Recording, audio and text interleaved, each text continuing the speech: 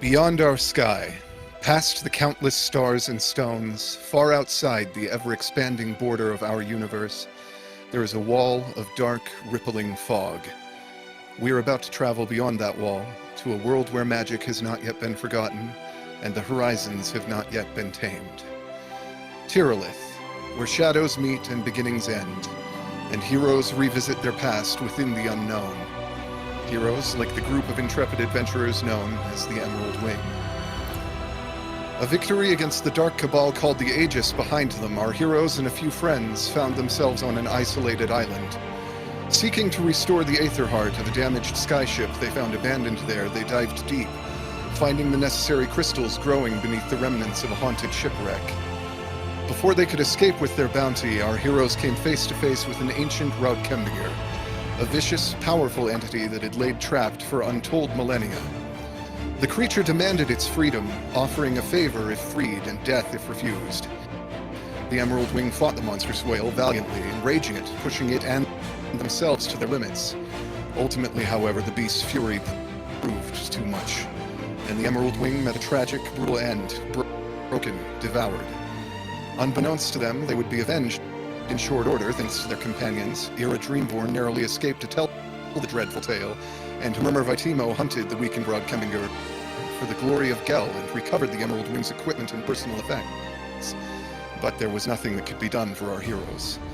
They awakened in hauntingly familiar surroundings on the Shadowfell, atop an icy echo of the tower where they had first met.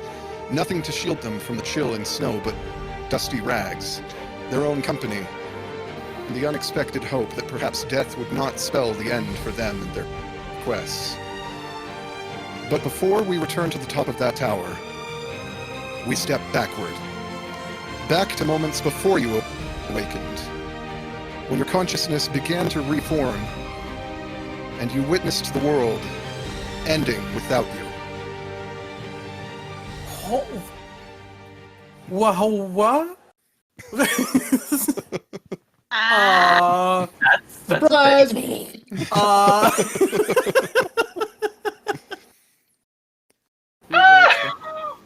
We begin with Jisu. You remember the moment of your death.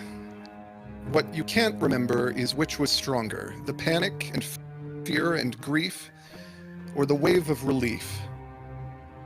Thank Jinso, you could finally die. Maybe it would stick this time. As your consciousness returns, you feel something else. Revulsion at what strikes you as a kind of cowardice, loathing of the part of you that welcomed the end. Hated or not, that voice returns with you. It's disappointed that you still exist. You wish you could attribute it to Zarafal's lasting influence, some hateful echo of him still bouncing around inside your skull, but it was there before him. You never could silence it, but it's never said anything worth hearing before, and it's certainly not going to start now. So you do what you've always done. You mutter, "Shut up," and try to focus on something else. Your eyes focus. If you still had a stomach, it would drop at what you see. Bodies, lifeless and broken, lying in their own blood. Ira, Chronicler, Murmur. Aegis soldiers swarm around the nearby skyship. You stagger, and when you look up again, you're on the ship's helm, airborne. A pale, bald man, almost every inch of visible skin covered in ruddy scar tissue, wearing dark leathers engraved with the emblem of the Aegis, commands his crew to land on a floating island. The ship is now far behind you. The scarred man opens what you instinctively recognize as one of the storm locks. A burst of energy knocks him back, strong enough to send some of the Aegis soldiers with him screaming over the sides of the floating stones, plummeting to open ocean miles below. On the horizon, you watch as the far wall begins to shrink and calm. A massive dragon flies out of the dying storm, trailing a vapor cone behind it from its sheer speed, and flies out of sight. Where there had been hurricane-force winds for thousands of years in the calm, you now see shoreline on the distance. Iocene, once the homeland of the Chronicler. The scarred man smiles coldly and beckons his remaining men, begins to make his way back to the skyship. A shard of the seed of creation awaits them somewhere on the lost continent. Your eyes remain fixed on the sky, however, where you saw the dragon disappear. The typhoon is free. You hear a chuckle in your head. Don't worry, half-breed. I'll find you soon. Tamati, Oh, you're so tired. Tired, and you know you've been asleep for too long. You want to wake up, but your eyelids are too heavy to lift. Your legs are too heavy, as well as your arms. Your chest feels like it's being crushed. Your lungs burn. You scream at your muscles to draw breath, to open your eyes, to return to your control, but it's no good. The instructions your brain is sending your body just aren't reaching their destination. In a way that makes sense. You suddenly remember you aren't inside your body. You're just outside of it. You can see it, and you're falling. You've been falling for some time, you suddenly remember. Maybe hours, maybe months. Falling away from your body, and a distant memory of logic tells you that it should become nothing more than a speck at this scale, but it still remains somehow in front of you at the same time as you fall away from it. Clear to your vision, unresponsive, refusing your desperate demands to just breathe. Still tethered to you, yet miles and miles away. Falling away, you see yourself lying on a vast, more or less flat plain of pockmarked slate blue stone until the moment that you suddenly see curvature, an empty sphere, a desert of dusty rock. You fall, still begging yourself to just please wake up, wanting to reach out and physically pull your body's eyes open, unable to. Something occurs to you. You've been falling for so long, gone so far from yourself and that ball of cold stone you're lying on, that you've suddenly gotten far enough to recognize what it is. A name fills your mind, unbidden. Nebesh, the blue moon. And that's when you realize why you're so close to yourself and so far away at the same time. It's because you're not Tamati anymore. That was your name once, but now you're something else. You search for the name that belongs to you, and it snaps into place as you stop falling. Your name is Zarvon, the Red Moon. So obvious now. You thought you were the child of the mountain, but of course you were always the mountain itself. The range, the plates, the mantle, the moon. You're far away from what was once your body because your consciousness has moved from it to what is suddenly your core, and as a moon, you're so much larger. And then it makes sense why you're also still so close to that fragile little kindred thing you once called a self. Because you're very large, and your surface is pressed against that tiny little body's chest, while your core is all the way out here. What were you doing? You strain to remember. Oh, yes, that's right. You were colliding with your sibling Nebesh. Brought into an embrace by the power of the reformed seed of creation, you watch impassively as your surface grinds that tiny little Tamati body into nothing, then presses into Nebesh's surface, stone cracking and collapsing. You watch with distant, muted interest as the surface of your adopted sibling breaks, its molten stone beginning to roll over you, and you think how delicious your sibling's blood is as they break around you. You're breaking too, of course, but that's all right. You're comfortable with your death. This was always how it was going to end. Ever since you were summoned here, captured, taken from so very, very far away, for all the countless circles the two of you have turned in your cycles-long dance around Tyrileth you've known, you and Nebesh shatter into pieces. And now you're falling again. Drawn to Tyrileth, your gravity altered, shrunken as you've broken. You fall, watching Tyrileth grow as it opens its arms to meet you, hurtling toward the ocean, towards the spot that bound you here for all these thousands of years. And you think to yourself, how fitting an end. You strike the atmosphere, feel its hands dragging at you. You catch fire, fire so hot that it doesn't extinguish when you part the ocean's surface with your hands, send great waves rolling out from yourself, boil it beneath you. And you think to yourself, here at the end of all things, yes, at last, how beautiful to die. Mouse. You toss aside a snapped lockpick. With a single smooth motion, you pull a pair of thin-tipped pliers from your pack and use them to pluck the snapped end out of the lock. The sound of footsteps in the maze behind you grow louder, but you're focused, confident in your skills. Clever lock, this one. Tricked you into making a mistake. But no matter, the broken pick was only a simple snake rig. This lock just takes a little more finesse. With lightning speed, you draw a hook pick and tension wrench from your kit and fly through the pins. You slip through the door and close it behind you, never so much as glancing at the thing that had been following you. Sometimes it's better not to know. Inside the room, Flair seems to be waiting for someone. Glad you were able to join us, Observer Hyron.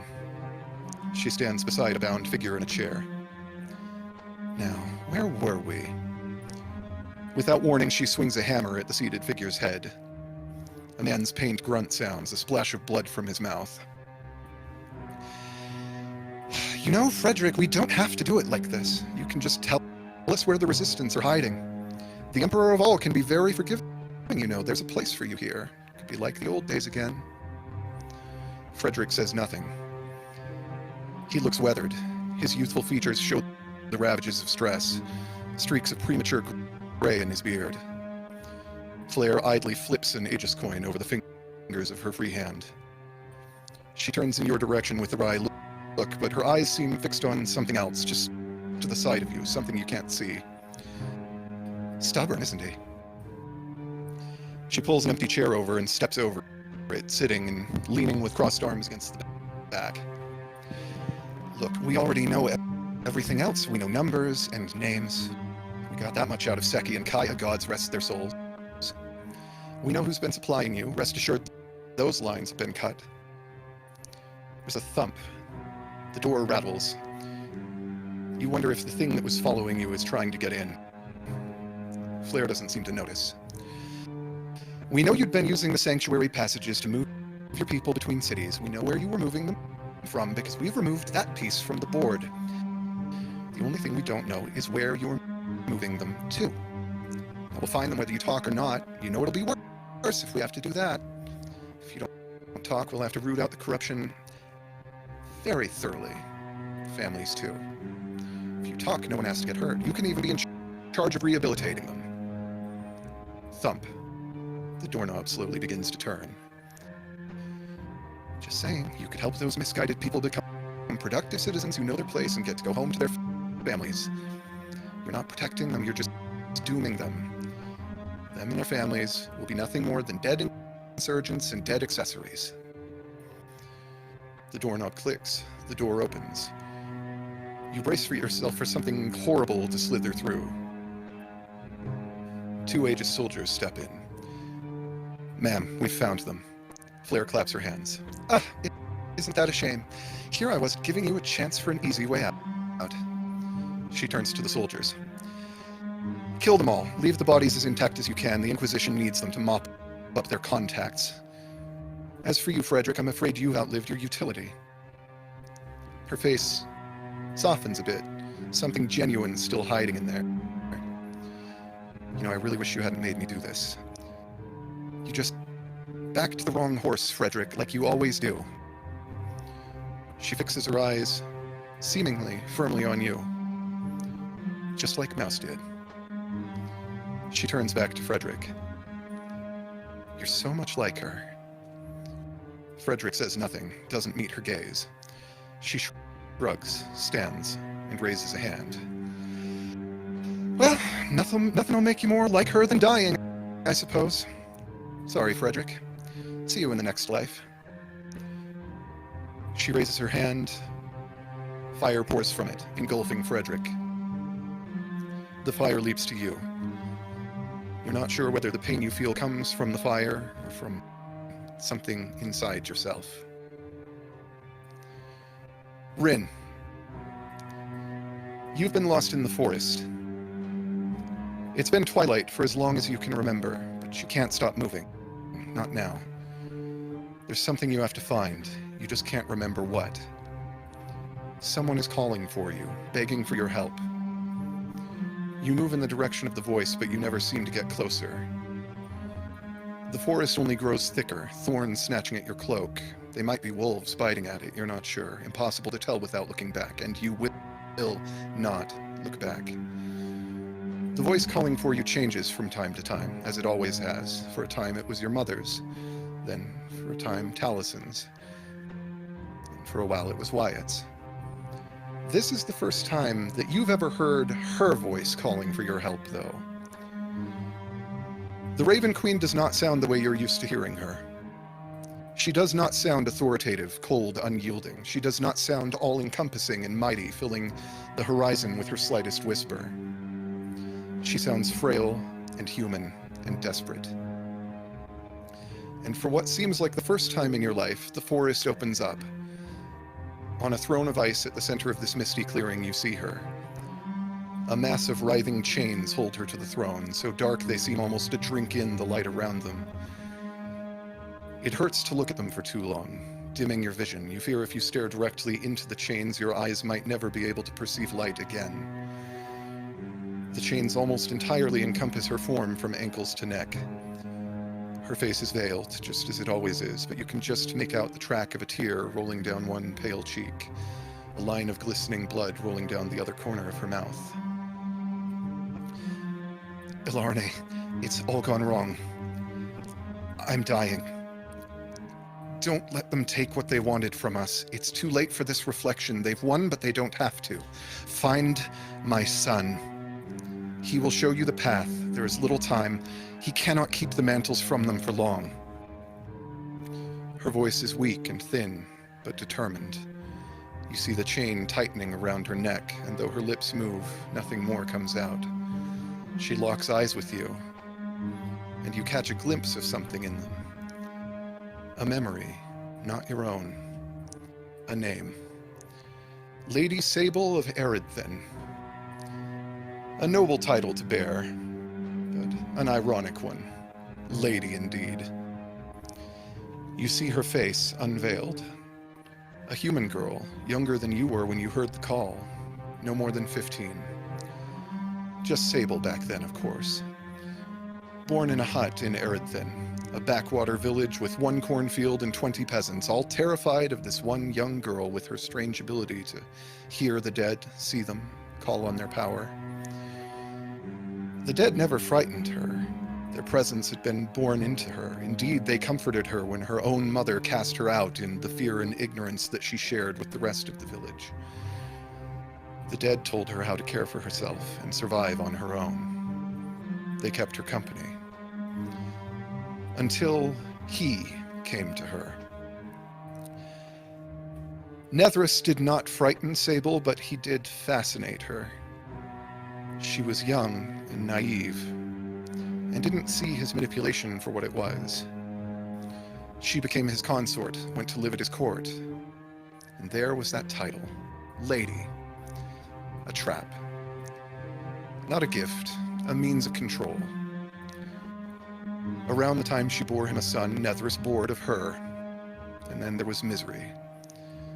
Even she doesn't remember how long she lived with it, pretended everything was fine. But eventually she ran out of room for pain. Of course, Nethrus never thought of her as a threat. She was mortal, and he was the god of death. What could she do to him? He was in control, and he knew it, and no doubt that thought was the last one in his head the moment she took it off his shoulders and kicked it off the side of the highest tower of the Palace of Fate. She had not killed Nethrus for his power, she had killed him for his abuse. Even that brought her no satisfaction, only a sort of cold, muted relief, but his power was what she was left with, whether she wanted it or not. It chilled her to the bone, froze what little emotion she still had left.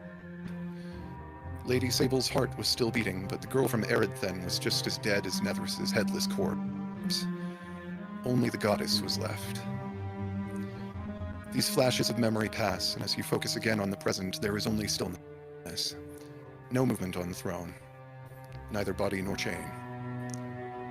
The queen is dead. Long live the queen. Zafine. You float over the corpse of a city. Smoke billows on the empty horizon, dim red sky suffused with an ominous glow.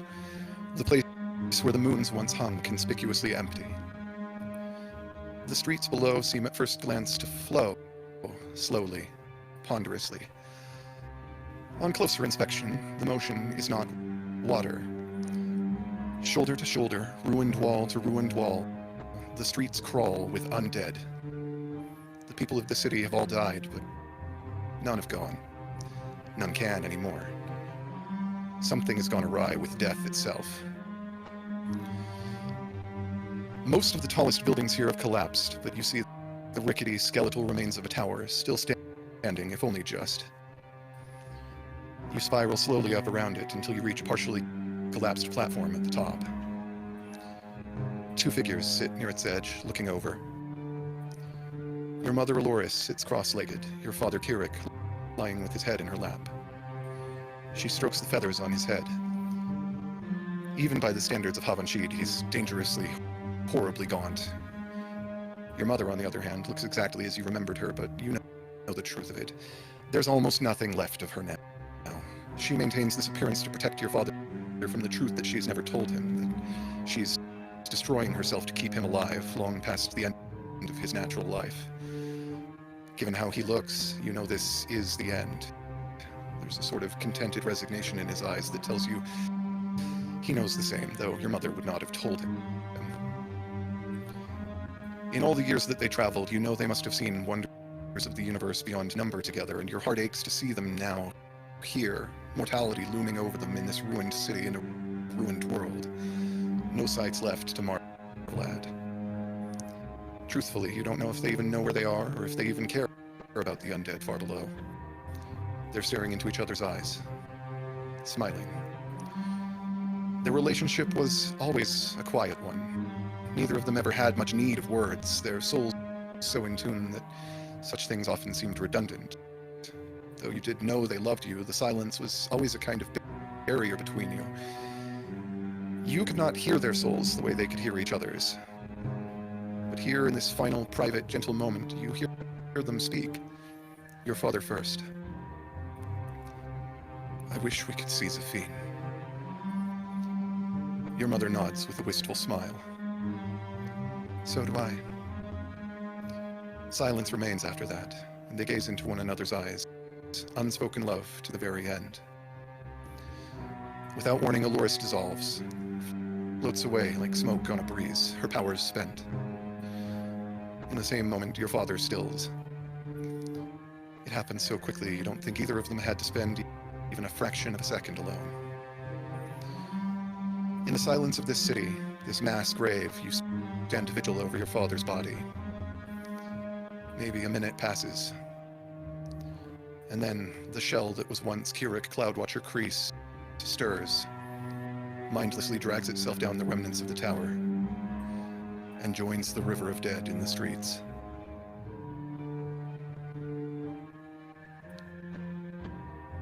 You awaken in your rags, atop the familiar tower. All of the things that you have seen, fresh in your mind. What do you do?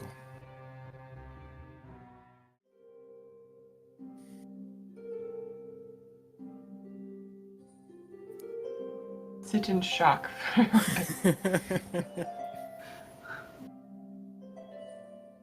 We all wake up together. Yeah. Yes. Okay. I'll just frantically look at everyone and yeah. Smiley sitting in the corner with his head in his hands, just.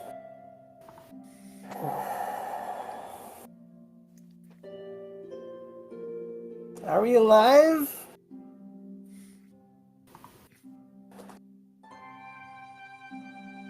I sit up and I look around and kind of gauge where we are and like realize that we're not on the prime material anymore. And I'll kind of stand up and I'll like take a couple of steps forward and like stumbling a little bit, and then I just collapse and sob.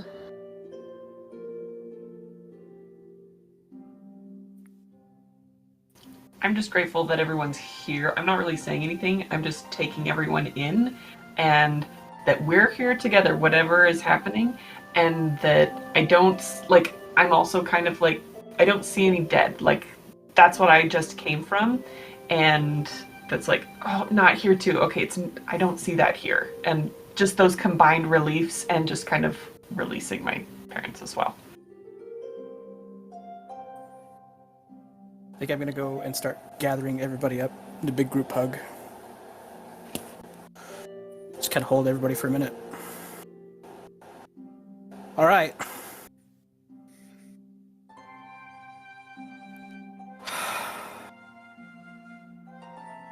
Gotta take that next step.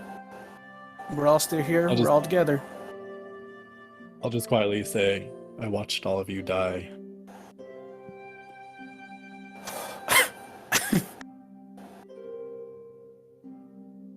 I don't know what I saw. That's gonna take me a second. Yeah, I was the last one to get eaten. Mostly. That's true, you were! Because you were like semi-conscious and then just... whoop. I don't think Jisoo was eaten. He was like psychic Yeah, no, blasted I was off. like brain exploded by a psychic Yeah. attack. Yeah. It was super went first. effective. Super effective. So... I'm just imagining the Pokemon red and blue like. Sorry, serious. Jisoo became the ghost type. That's amazing. And then I'll just quietly say, Sarah falls free. They opened it and he's free. I don't know what kind of next steps we have. Everything's broken in the world. You say you saw us die, but I saw my father die and then become undead, unbidden by any sort of necromantic force. A city full of people who had died, but all undead, just overflowing the streets. I don't know what's happened to the world, but it is in ruins. He's not in good shape. As we're sitting here talking, I want to try and cast Prestidigitation. Just to, I don't know, make sparkles in my hand or something. Does See that if work? it works. It does, yes. Okay. Smart. I kind of sigh and just, long live the queen. I feel like if me hearing Zafine say that, like, all those things would make me wonder if any of it was true, you know? Like, because what I saw Was it just a hallucination? seemed like it was horrible but could have happened, but what you saw, that's, like, way bad. Right. Yeah. And I'm like only half listening to everybody. Yeah. And if you say something to that effect as Mouse, then Yeah. I would say something like, that nightmare is something that I would never have imagined. But I know that those were my parents. And I know that that happened. And I don't think that it would be one without the other. I destroyed Tyrileth. Give him a little shoulder whap. Serious? Like, in the moments before waking up, like, I was beyond myself. And it wasn't like... It's like I was crushing my... I wasn't Tamati. I was the red moon. Crushing into the blue moon through my body and then into Tyrileth. You know, that actually makes sense because the city that I saw, it should have had the moons and there were no moons. Ugh. If any of you glance up, you do notice that here in the sky of the Shadowfell, there are also no moons. hanging there. And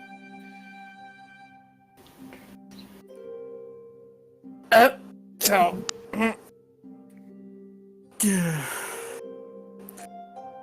Okay, I am unfamiliar with the Shadow Plane of any form or variety. My choice was to die and to go on to like a eternal glory, you know?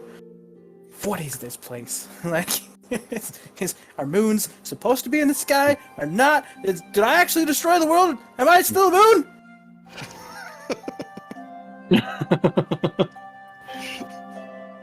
Yeah, I didn't Crushing even. you guys? I like back off. Am I crushing you guys? Like, okay.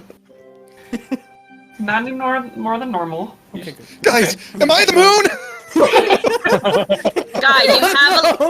Guy, you have a last name. Do I?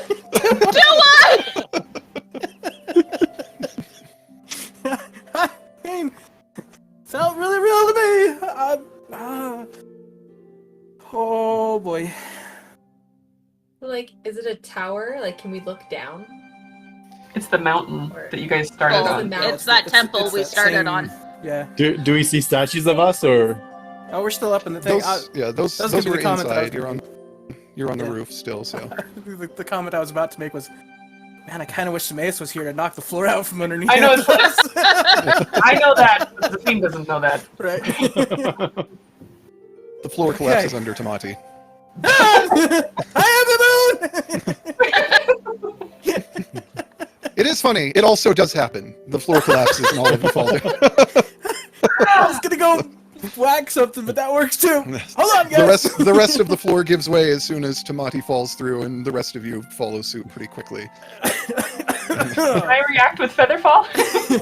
Yes. Do I still have my boots?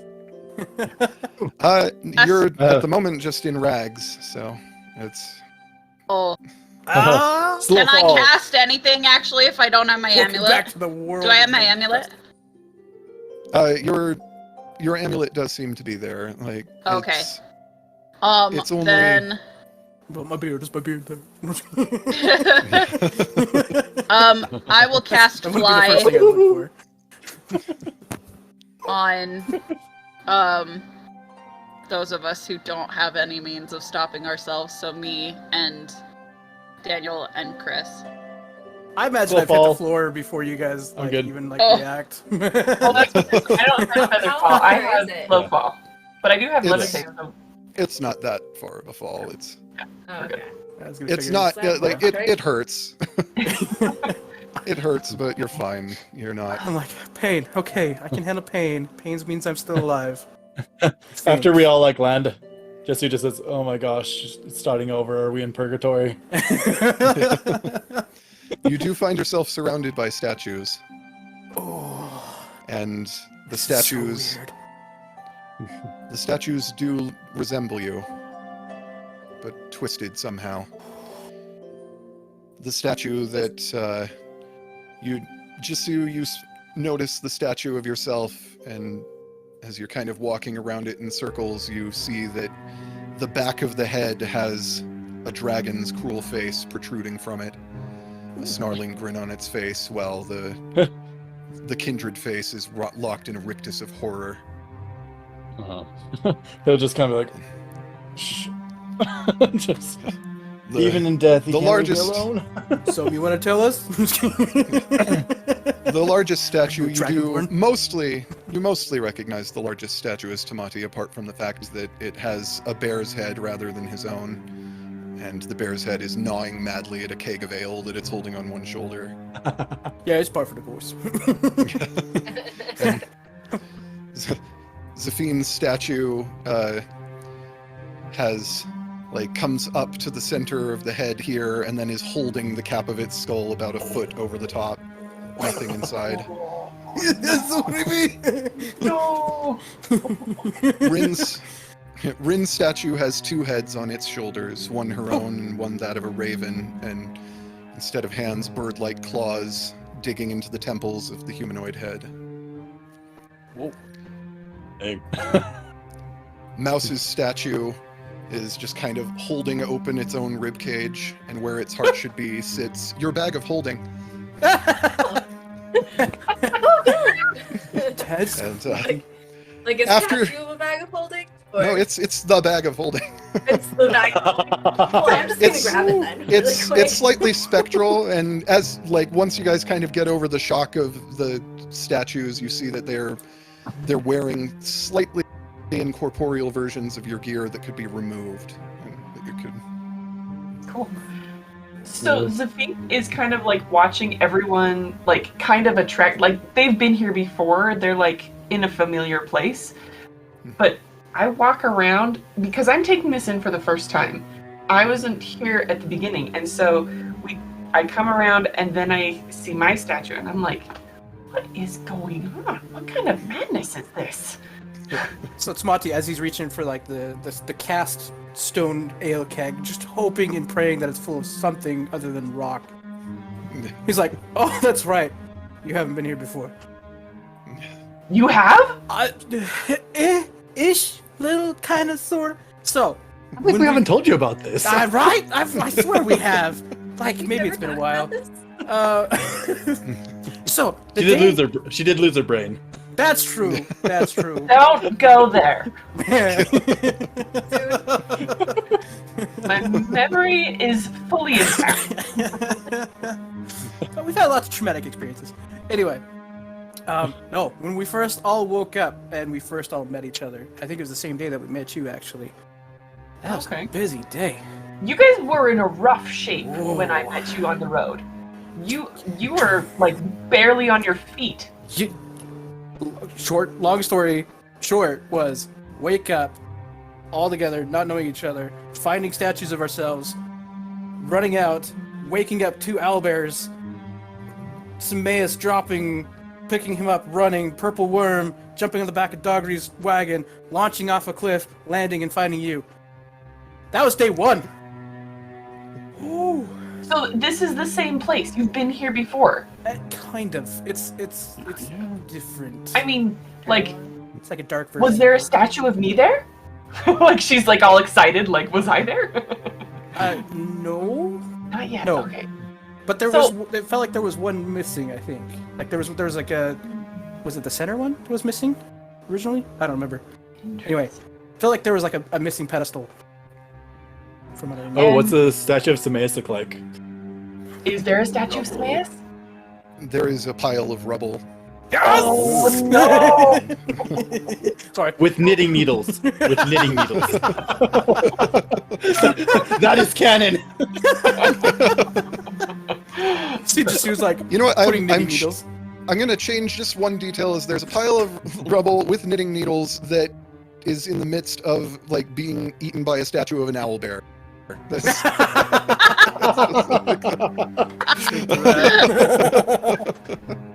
Nice. Oh, awesome. So, did you see that you were going to become like connected with a dragon, and you were going to become a werebear? Like, did you see all of these things before you started your adventure? No. These are different. No. I would have been totally freaked out if that was the case. Yeah. Like, yeah. not cool. Yeah. Kind of coincidental. Oh, And I actually just kind of peek up into that little cranium just to make sure there's not anything in there. Like, yeah. A jar with It's a brain in empty. it. just empty. so this whole time I've just been kind of staring at my statue and like just trying to process like everything that's been happening. And I reach up and I like touch my face and I cast Eldritch Blast on my own face. Boto. The head of the statue crumbles with a burst of energy. And then I Some of just the quietly some start of the putting my debris hits armor and Tamati. stuff back on. Really? You popped your own face off and not the raven? Like, I don't know if that was me. I don't know. Yeah. That's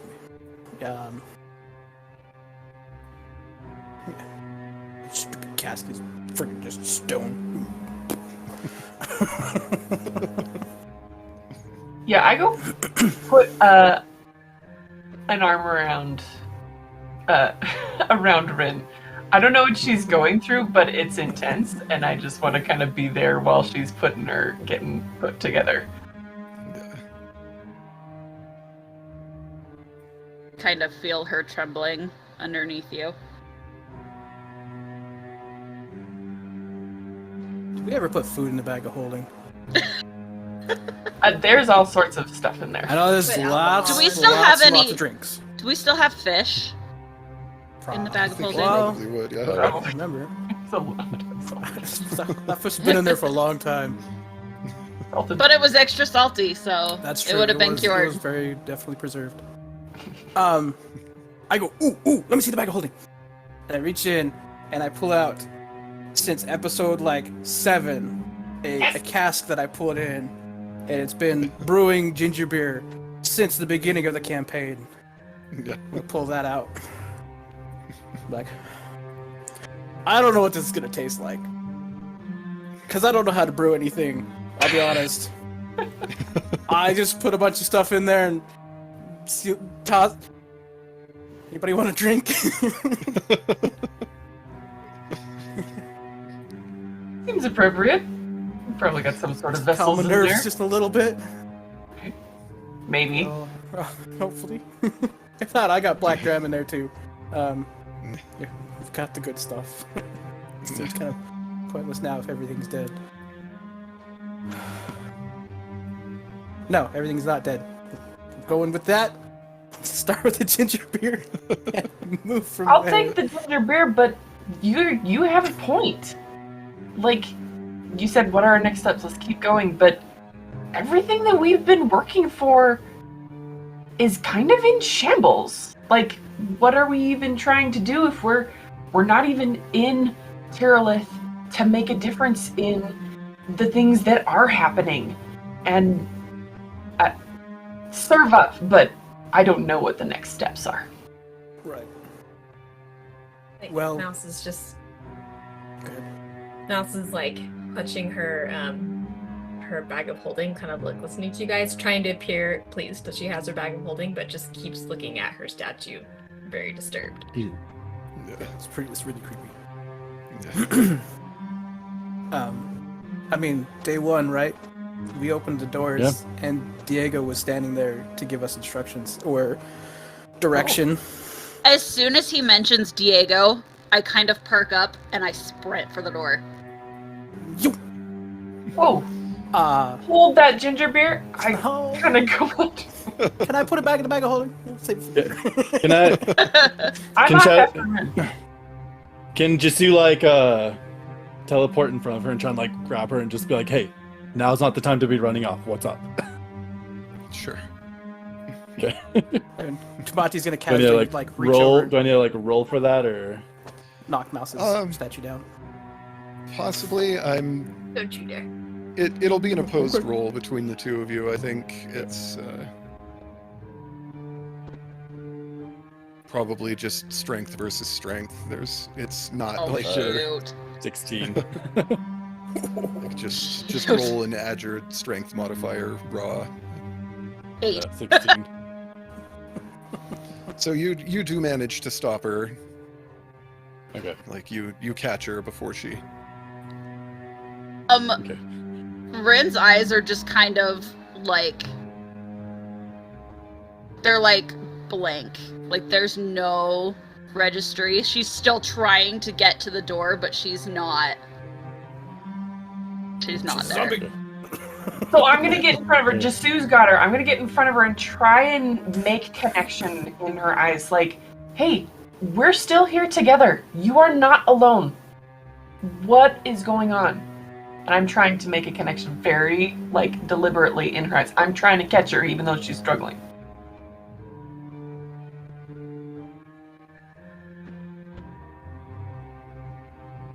Rin is still like she's not like thrashing around. She's just still trying to like push her way through. Not very hard, but like Good answers. she like all she wants is to open the door and get outside. But you can see like there's still tears. There's like determination and like grief and kind of like she's got this look that she like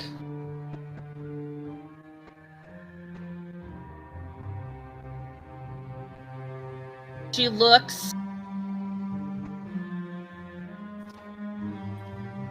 zombified. Yeah, I almost feel like you're looking past me, like you're more focused on the door and beyond that than like even acknowledging that I'm here. And she's gonna kind of mumble to herself over and over again. She's gonna say, I have to find him. Long live the queen. The queen is dead. I have to find him. Long live the queen. The queen is dead. I'm listening, and like we know your connection with the Raven Queen, and I'm like, I think I'm starting to put some things together. Like, whoa! The Raven Queen is dead. At this point, I kind of make eyes, like eye contact with Ziphian, and I just start sobbing. And I go in and I embrace her because I'm like, this is huge for her, and like it's seeing all of those dead and things going on. And she's like, no. So yeah. Dang. Wish Monty knew what I do. Dang it. All right, so I've got my gear. I'm gonna walk out and be like, all right, out of the way. Zarvon coming through. I'm like, okay. I'm gonna stand in front of the door, seeing everybody. I'm like, this is the next step. We got to see what's on the other side of this door. Okay, I'm still holding on to Rin. I'm like, okay. I'm like still holding Rin. Like, I don't know what's coming, but I'm. Point, you're kind of holding her up because she's like Yes. half collapsing again. Yeah, I've got you. Like, I can pick her up too if we need to. Do I have Loki also? That's a good question. Loki is not here, and yet you sense his presence.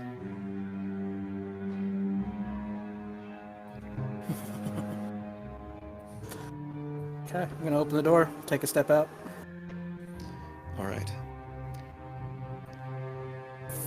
From the familiar surroundings, you would have expected to see the next room where you had originally met Diego Dela.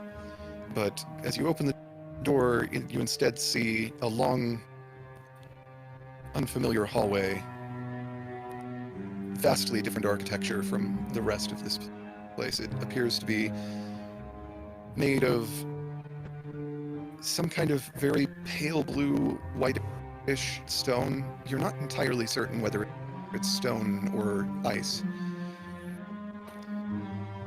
And there's a long black carpet down the center of the room, a few doorways on either side, and one large door on the opposite end of the room. It looks royal. It looks like the sort of thing you would see in a palace or the house of some great noble. Oh. So Rin is gonna repeat faster. Long live the queen. Long live the queen. Start walking down the hallway. Yeah. Holding up Rin, following, like paying attention, trying to pay attention to her, and like trying to work out what she means while following Monty.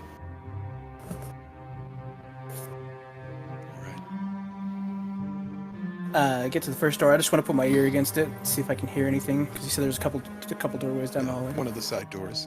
Yeah. Just kind of want to lean up against it and listen. Check the room a little bit just to make sure there's nothing weird. Oh, my eyes. You hear howling wind and nothing else.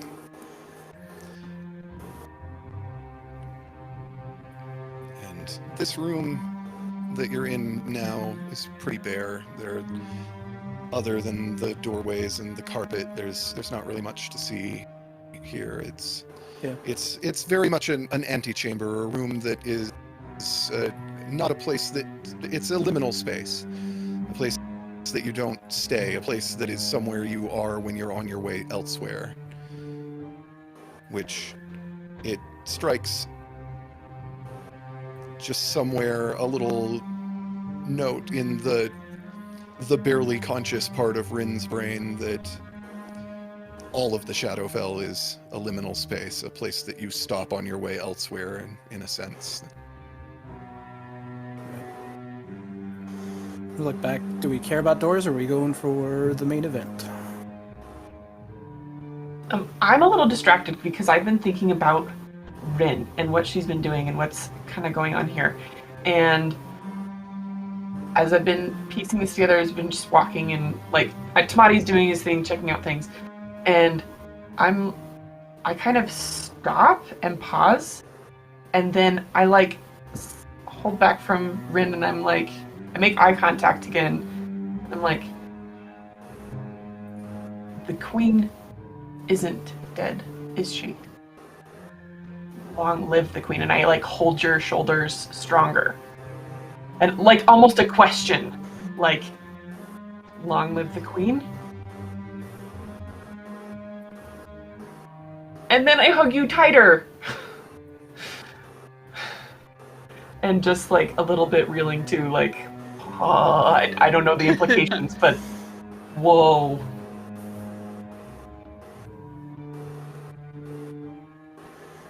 So I missed what you were saying, Tamati, sorry. You're good. No, it's I'm like looking back, like I'm going to the big door. Just gonna bypass the little doors. I'm like, kind of get the line of kind of where Rin's or where Zephine's going, but not really. I'm like, all right, let's go find the throne. Yeah. So I kind of step back and I'm kind of like stepping back to see if Rin can support herself. Like if like I'm still here, but I want to see if like, because now I kind of am on a little bit of a closer page with her. So I'm like, okay, I'm here with you. Are we good? Kind of. She's still shaking, but she's standing on her own. She might be like stumbling a little bit, but she is. Okay, then I'm gonna stay by and support, but I'm gonna let Rin lead herself at her own pace. Okay. I'll follow up with Tamati behind him. Just in case anything fun pops out. Yeah. I'm gonna get up to the door, kind of half turn, put my hand on Jisu's shoulder. Glad you're here with us, and then open the door. All right. He just says, at least one of us is. with like a smirk. and I'll kind of like nudge him in the shoulder.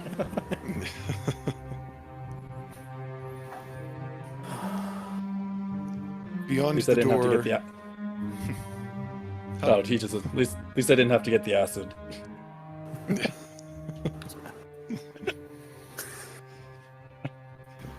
Beyond the door, as you swing it open, you see what appears to have once been quite a grand hall. Definitely a throne room. One that is very deep as you enter the room. It continues on quite a ways past where you entrance, but not very wide, fairly narrow. Kind of a long hall leading up to your audience with whoever sat at the throne. And the throne at first appears to be empty. But as Rin steps through the door, there's suddenly a massive figure sitting in the throne. It's a strange figure, unlike anything you've ever seen. Almost, in a way, resembling something demonic, but without the sense of evil around it. It's a nearly, if you had to estimate, just based on the scale of the room from the far side of it here, you have to guess that this figure is 15, 16 feet tall. Pale bluish skin. Skeletal features. No eyes, just flat from the nose up, and the nose is like a skull, a cavity like a skull. And there are 4 horns, great curved horns that rise out of the crown of this being's head. Its left hand ends at the wrist. There is no left hand. And in the right hand, it holds a massive spear.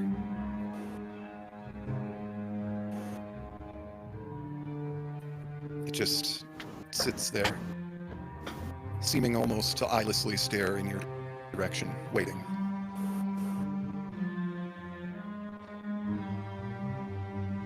I will approach the throne. Okay. I'm kind of hanging in her wake. Yeah, I was gonna say, if she's moving past me, I'm gonna put my hand on her shoulder, like, assuringly that, we're with you. Not to stop you. Yeah. As he does it, I kind of stop, and I, like, shakingly put my hand up on his before I go on. Squeeze a little harder, let you go. Half step behind. Remind They were me with- what her son's name was? Did she mention? She did not say the name of her son.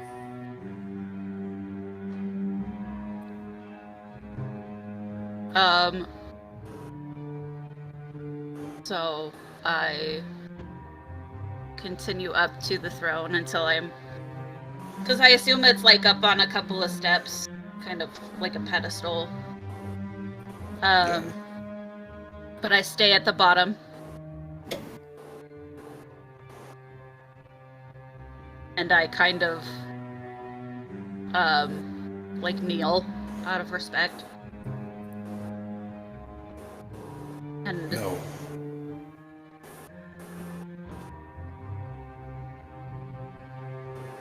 You do not kneel, Ilarine Devanara. Stand strong.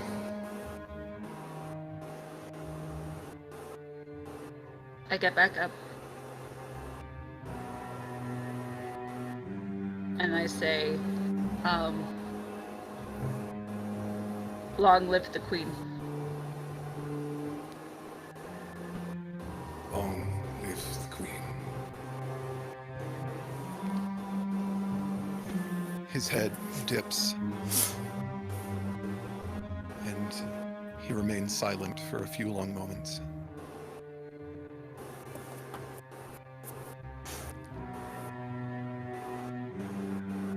I am so sorry, Ilarine.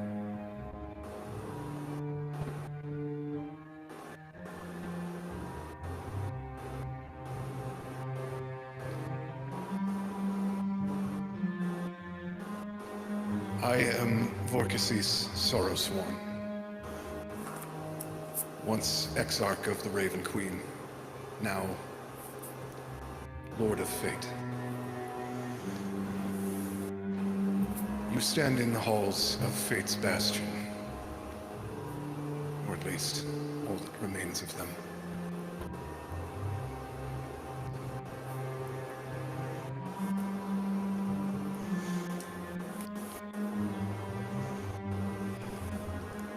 Emerald Wing, approach.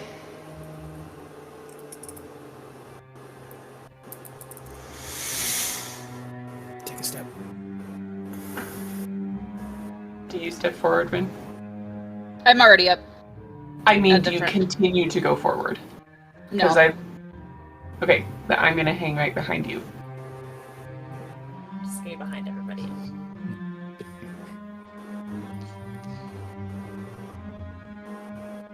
I hope you will take this in the manner in which it is intended. I had hoped not to meet you.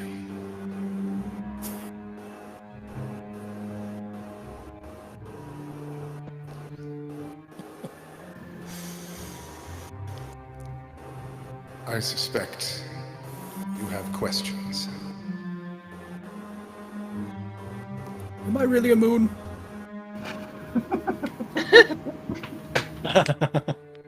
I mean, keep going. Please say that's exactly what Tomato said. Absolutely, 100%. Yep. Never mind. Keep going. Can ask that one later. Apologies. It's been a long day.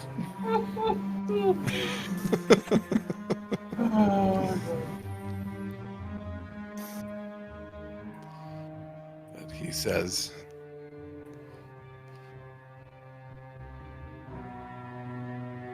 by the reckoning of your age, your deaths occurred almost 4 years ago.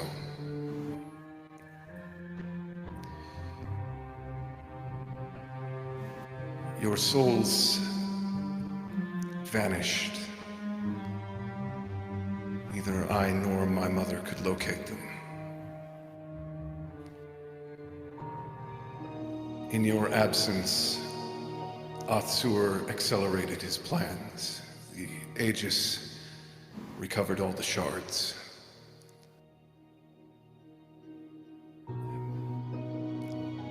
Athsur is now in the process of absorbing all reality.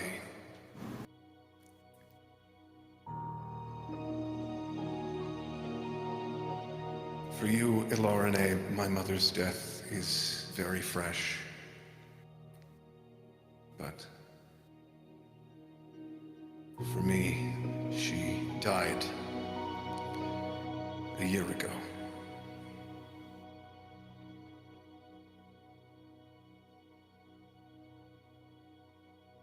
At the hands of Vecna.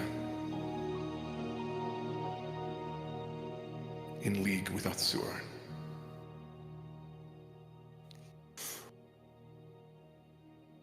They waged war on the Palace of Fate for 2 years before they made their way in.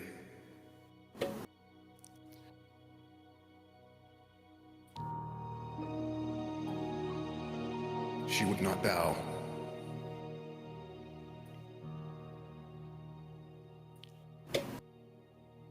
Vecna found no satisfaction in her death. He was not able to absorb her mental. Her last act was to seal it away. Until now, I did not know where she had sealed it away.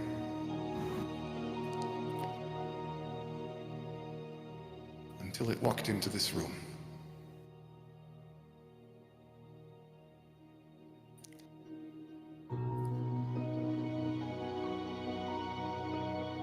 As for the other mantle, the mantle of fate, I have borne stewardship of that almost as long as my mother held it. The power was hers, but mine to manage, to watch over. And though it has been mine, my mother meant both of the mantles for you, Ilarine.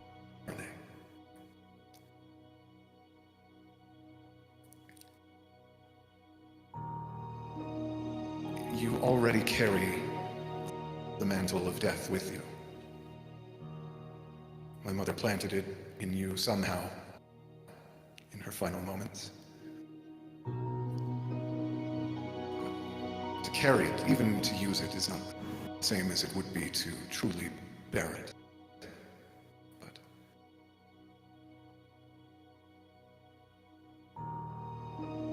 in any case,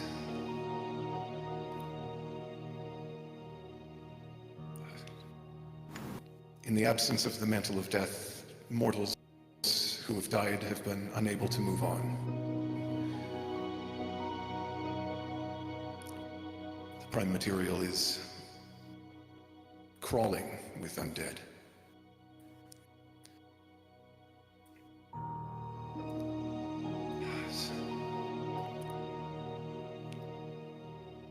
As Master of Fate, I should have seen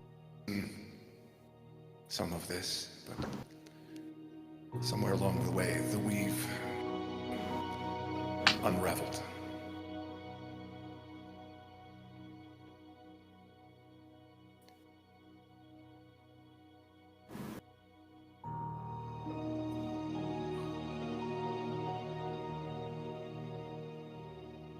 But your presence here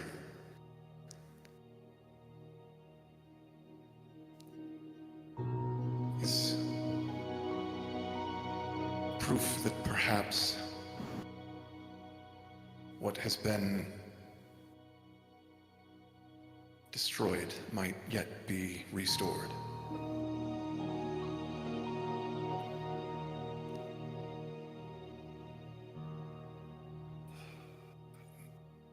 Much of the burden must rest on you, Ilarine.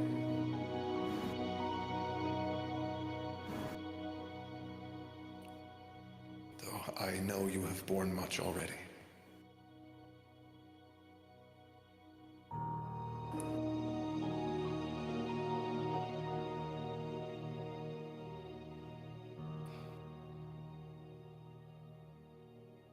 There is a way to reset fate. To turn it back.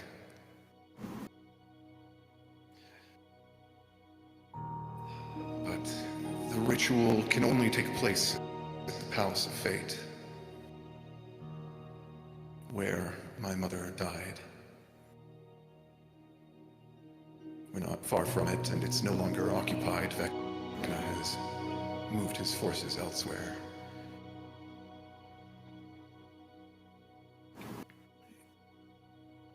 You must force the mantles to act on one another.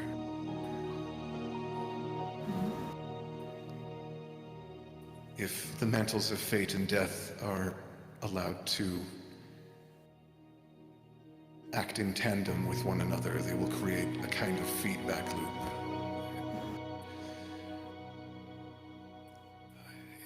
I can't predict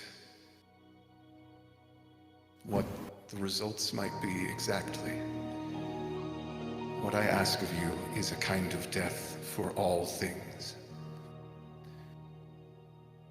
To end and remake the world. Return the hourglass of history. The new world will be in continuity with this one, as you might say that a child is in continuity with a parent that they have buried. Not all will be as you know it, but I fear this is the only way that anything can be. We cannot excise Otsor's machinations from the world, but they can be turned back. Perhaps all of this might yet be stopped.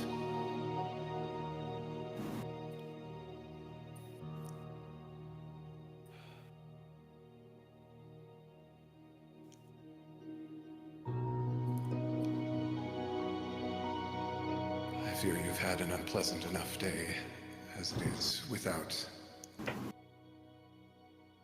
what I'm about to say. But in order to take the mantle of fate, you will have to kill me. It is bound to me. It cannot be given up.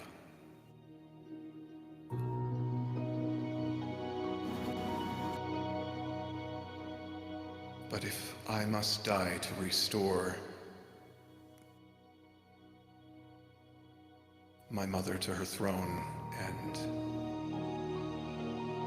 reality to something that might yet be salvaged, then I shall.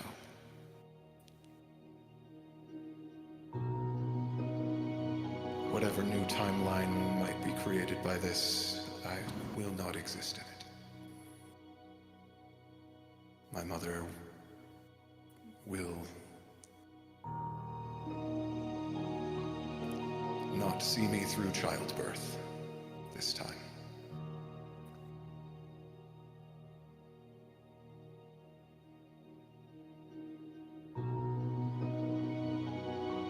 Would it be fair to assume that I've got Zafine on one side and Tamati on the other? Yes. I'm gonna reach over and take their hands Got it. and kind of squeeze them. Yep. And I'm going to look back at him. On the throne. I forgot his name already. Vorkasis. Yes.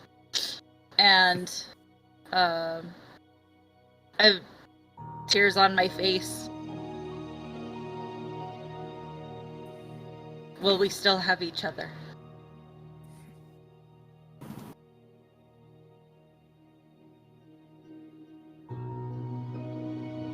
It is a comfort to me that you are my mother's chosen.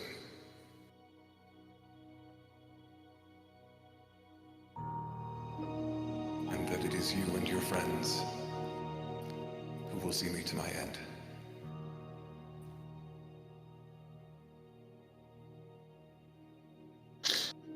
And He slowly, with his right hand, lays down the spear that he's holding on the floor. Just crosses his right hand over the stump of his left wrist in his lap. Tilts his head a little bit as he kind of looks over all of you.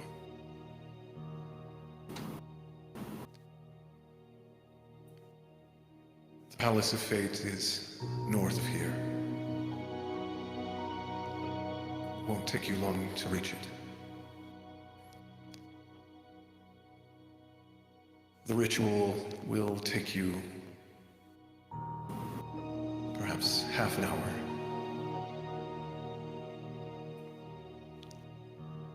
I need not explain it. You will know.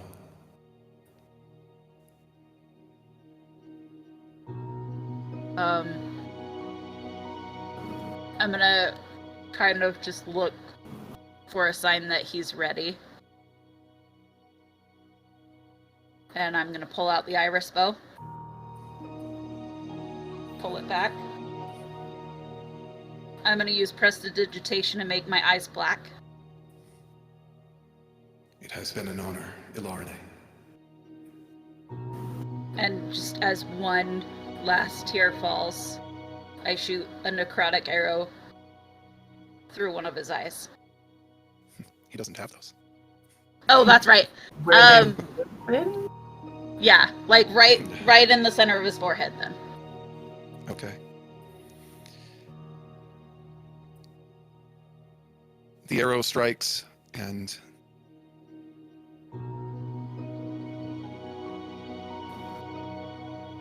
Vorkasis Sorrowsworn falls.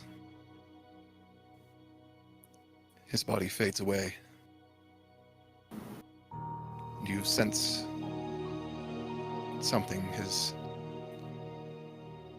joined the power that was lingering behind your conscious mind.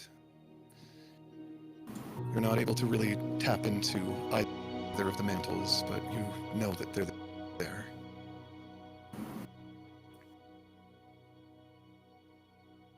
Can I put my arm on Rin's shoulders and I extend my feathers and kind of brush up against Tamati to get his attention?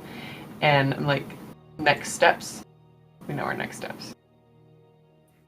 You say we needed to destroy the world and recreate it? Yeah. In order to Because reset. doesn't that feel wrong? Like, couldn't we just fix the world rather than kill everybody there? The world is beyond repair at this point. Yeah. The I only think- way to fix it is to go back. Because then everyone dead anyways, pretty much. Yeah. Sounds like it. A lot of people are dead, and things are only getting worse. And that a reset would give the people who are still around, like, another chance at life. Okay. It's a way So to it's almost stable. reinstate Yeah, everything without It's- all of the... it's I was a. like, we we're didn't going just back pick to up the the last villains, did we? checkpoint. Right. Heck yeah! Right now. And just like that. I don't know. There was one of the dreams had the Emperor of All. That was Cathalrus back in the day, if I remember correctly. Yes. So we're basically the Red Wing right now. So you know. Which is the greatest plotline before. They're like, destroy the world, it'll save them. Past A selves wouldn't lot of understand. Get it. a lot of Gethalorus's dream has come to pass. It's Whew. That made it real. Bad day. Yeah. Edge. Right? I was like, I remember part of that, not all of it. yeah. Do we see doors to the north from this chamber? Not from this chamber, but there.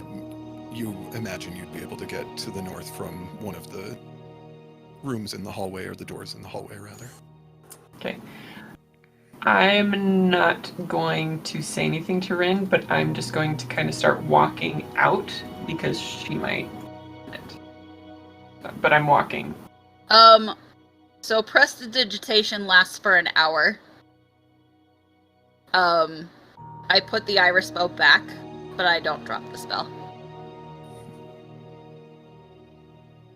So how big is the spear that he put down? He's like, I'm like, I like that. Spear of the Fate? I mean, it might be something useful if it's not. That would Put fit that in is- the bag of holding. right? Vorkas's Maybe we spear can melt it down and is. turn it into something else. 45 feet Vorkas's long. spear is 25 feet long, and the head of the spear is taller than you are, just the head, and I'm just gonna, like, and almost at Where- wide at its where by widest rage- point. So. I'll help you get it in. Don't worry, I got your back, buddy. You That hold one side, I'll hold the other. We'll get it in your bag. needs to be art. Tamachi holding like the spear, and it's like. Well, and I'm like, maybe within large, but. Zafine, you're very carefully watching Rin right now, right? Well, yeah, so I was giving her a little bit of space, but yeah, Yeah. Can you give me a perception check? sure can. I'm just gonna, like, pat the spear, be like, someday. And then Passive or perception? Roll a Okay, check. okay. Sorry, I always. You'd think that I'd actually get half. Oh, yeah. That is a total of 20. Nice. You feel like something is off, not just her emotional state, that you understand, but something is just not quite right. Okay. And after a few moments of kind of thinking it over, it clicks, and you realize that Rin's shadow is cast in the opposite direction of the shadows of the rest of you. Oh, Roll. interesting. And as And you're noting that, you see her shadow's arm moving independently of her, like the shadow arm, trying to reach up for her. Like, what is the, like, you can kind of read people's body language. What is, is it menacing? Is it, like, just reaching out? Or, like, what is its body language? Shadow. Make an insight check. Okay. So with my 20 passes of perception, would I notice this? Sure, yeah, I think you'd also see. Okay, that's a 24 on the insight. Nice. Nice. No, it's not menacing. It's... Okay. There's a sad commiseration to it. Like, to comfort or to connect with? Yeah. Okay. Does Rin seem aware of her shadow and its movement? Not at all. Okay. Is it, like, on the other... Like, is it behind her? Like, relation to Rin's view. Where is the It's, shadow on the floor? Like, most of your shadows are cast in front of you in the direction you're facing, and hers is cast behind. Okay. Okay. Is there anything else, like, it still looks like regular shadow, it's just acting differently, right? Yeah, it's a It's little not hard like to... material or anything. No, it's just a shadow, but Yeah. Okay. it's a little hard to tell too much about the shape in here. That it's kind of a fuzzy shadow because this is a very brightly lit room. But Yeah. I have kind of a metagaming question. okay. Just so I know how to RP if the situation comes up. Do I as a player know what's going on? Does Rin know what's going on? Has that been mentioned to her? About the shadow? I can't remember. I don't remember if it was mentioned to her either. I can't remember either. But Ooh, sneakies. So my plan, as soon as I saw the shadow moving, I thought for sure it was gonna go down. So I had pulled out my siege maul, went to like leap at the shadow and smash into it, and then I noticed Safine catch the eye of the shadow as well, and her demeanor wasn't one of, oh, we need to Like, oh, protect no. her. It was like, oh, Interesting. and so that was like, okay. Like I was ready to rage. I had my hammer in my hands and I saw Safine's face. I'm like, all I see is shadows, and I know shadows can be bad. That's as far as I got. And I'm like, okay, we'll wait. So I'm actually curious. So I'm not trying to disturb Rin, but I'm curious about this shadow. So I'm going to pull out my Fireheart sword because it has a little bit of a light emanation and see if that affects the clarity of the shadow. it does. You can see the shadow in much sharper lines, and you see that it's a taller, thinner figure than Rin would be, and that it has feathered arms. What? Up and shade. Yeah! oh, Whoa. Now I'm like, okay, Rin, I have to disturb you now. I touch your shoulder and say, hey, things are happening, but can you just turn around? What is happening with your shadow? So I'm gonna assume. I'm gonna say you That- don't know what's going on here. This Oh, I is don't new know. to you. Okay. Like, Okay.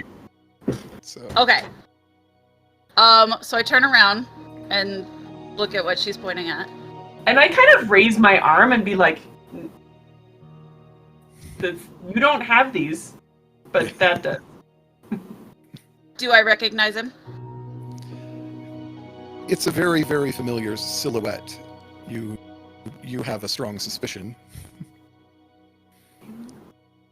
I kind The of shadow kind of. like chuckle. It's kind of like, you know, that like, you know, the like, I wasn't expecting this. And I wave down and I say, hello, Jamie. Shadow kind of nods. And so we're just for a moment going to kind of treat this like it's a TV show, because we're going to see this shot from over Rin's shoulder in such a way that the shadow then holds up a hand, and Rin reaches out, and her hand in shot just crosses over the shadow's hand,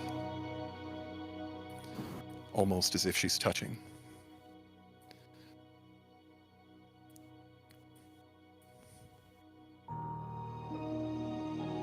Jamie, like Jamie?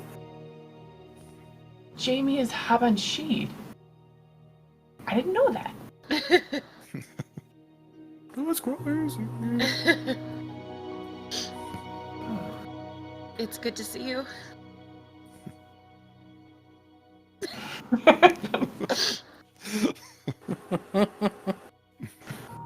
Oh.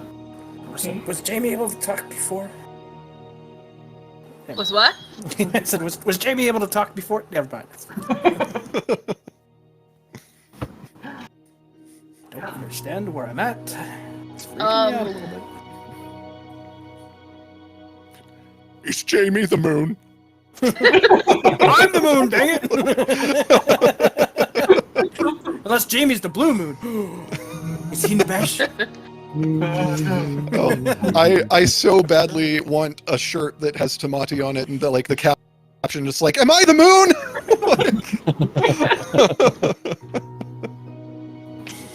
100%.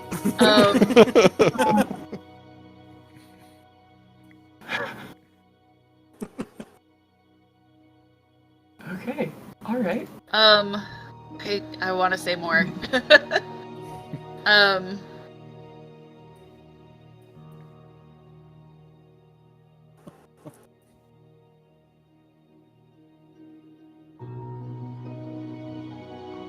It's a lot more than you expected of me, isn't it? Nods. Kind of an exaggerated nod so that you can see it because it's a shadow.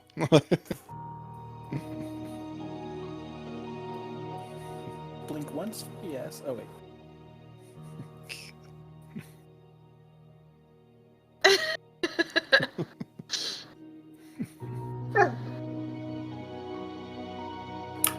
Are It's you... like trying to mime something like hand to chest and then like just to your shoulder, kind of like tapping.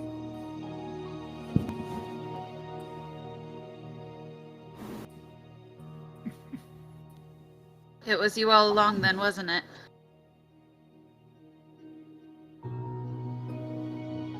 Wait. So, Jamie was... Oh, okay. All right. You've been part of the team for just as long as the rest of us. Kind of creepy. The bird watched me in my sleep.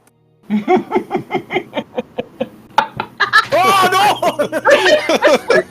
Ah! Okay, at least you can't make owlbear sounds now. I told you things, man. I know. I said that in confidence! That's okay. You can't talk right now, so the secrets are still safe. For now.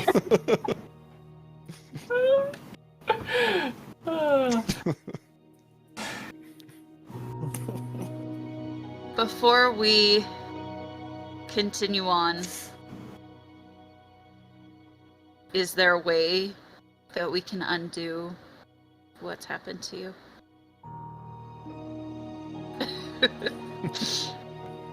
Would I know of anything we could do, especially now that I have all of this extra power? Mantle. Yeah, you're not sure. Like I said, you can feel the mantles there, but you're not really able to tap into them. It's They don't give me any kind of, like, inspiration. not exactly, no. It's Okay. Knowledge download. yeah, it's like you were being prepared to take the mantles, but that training was not completed. You're not able to wield them at this time. Question. I have a question for Jamie.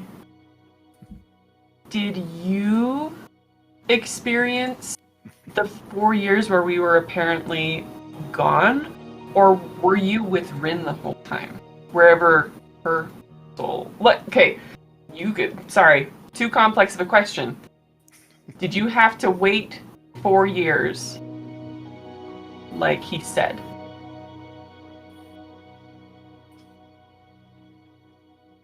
You were here.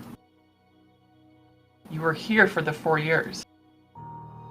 Were you waiting?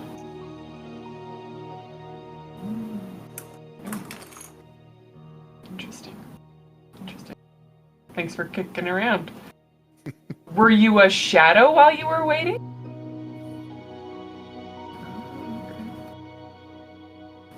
Interesting. I assume that means you eventually got out of Gloomrot? It was not Gloomrot. That was Taliesin. That was Taliesin was trapped in Gloomrot, and Jamie is Jamie has no way of explaining this to you, but like just like you kind of are getting the sense that you understand that not only was Jamie in the Shadowfell for the 4 years, Jamie has always been in the Shadowfell. He is bound to your shadow here. wherever you have gone in the Prime Material, he has been there in the Shadowfell. And he's... the only way he's been able to cross over is as Loki. You have some complicated backstories.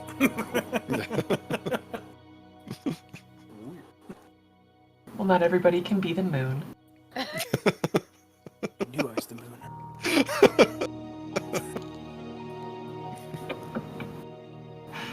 I mean, first it was Saint Tamati, and now I'm the moon. Like I'm a all of magical being. so many of our memes are just Tamati in one way or I'm fine with this. Right. Hey Daniel, No. you know how you have that Tamati like kind of like crazy face looking? Uh-huh. Can you just put that on the Majora's Mask moon? There you go. Color it red. I'm gonna do it right now. Right. That's amazing. Um, I will write it down so I can pay it later. Pay attention. As much as I am loving the RP here, I think we need to keep things ticking along Yeah. because I want to make it through this. I was Different just kids. about to say, all right, my friend. Should we go save the world?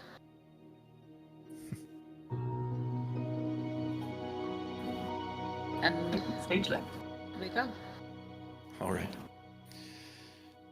You make your way out of the building, and even as you leave this throne room, the hallway that you walk into is changed. It has now become the room that you expected to see, the one where you originally met Diego Dela, though he's nowhere to be seen now. But you know the rest of your way out of here from there because these ruins were kind of burned into your memory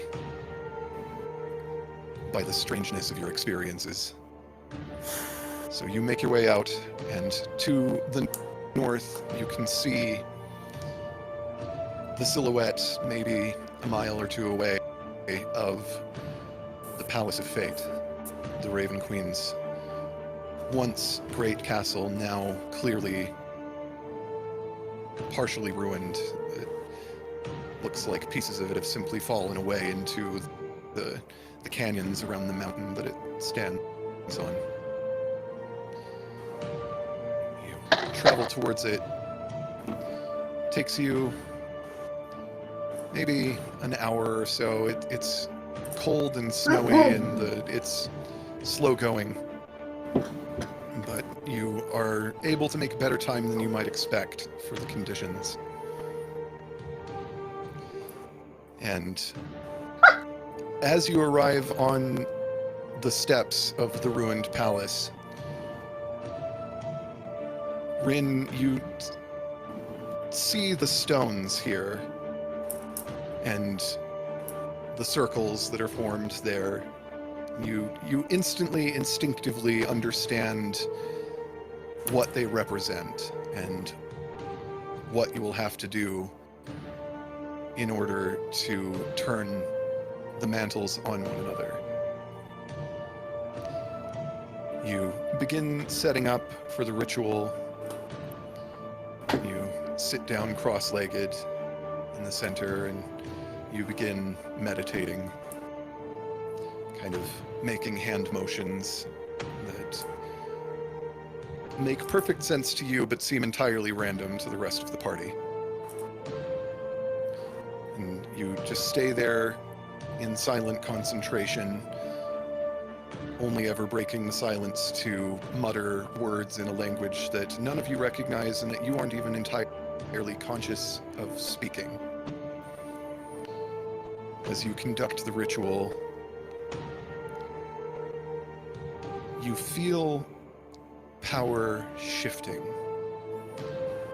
Still not necessarily into your control, but rising.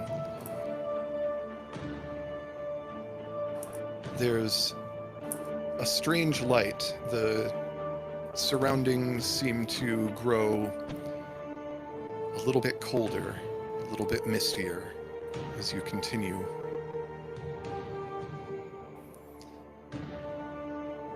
The winds are beginning to pick up. Dark clouds are rolling in.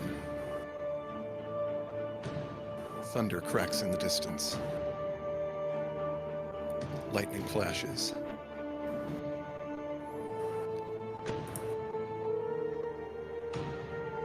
And you know that you are now in the last few moments of the ritual. Probably no more than 30 seconds to a minute remaining, you would estimate. Can I interject a little bit of RP? Sure. Go quick. So I'm gonna like flash my eyes open, and I kind of imagine them being like white, lined with like an electrifying light blue, and there's like wisps of magic coming out of my eyes. There are runes on my cheeks and down my arms. And I'm just gonna like murmur under my breath, like, "Take that, you son of a lich." Incredible. And Jisu, there's been a strange kind of electricity on the air throughout this whole ritual, but something about it is growing familiar to you. And dread shoots down your spine as you recognize the approaching presence of Zerafol the Typhoon somewhere just out of sight. I'll yell to Tamari. Zerafall's coming. Werebear. On guard. Yeah. Protect Rin. Yes. Feather Fortress. I'll face the storm and just give out my biggest growl. All right. So you transform, and all of you ready yourselves. Rin continues concentrating. I'm pouring fractal pulses into Rin to enhance her abilities for whatever she's doing. Okay. And behind you, as you perform this ritual, you hear a sound. And those of you that are looking see that the ground around this circle that you're standing on crumbles into the earth, just falls away. Mist boils up.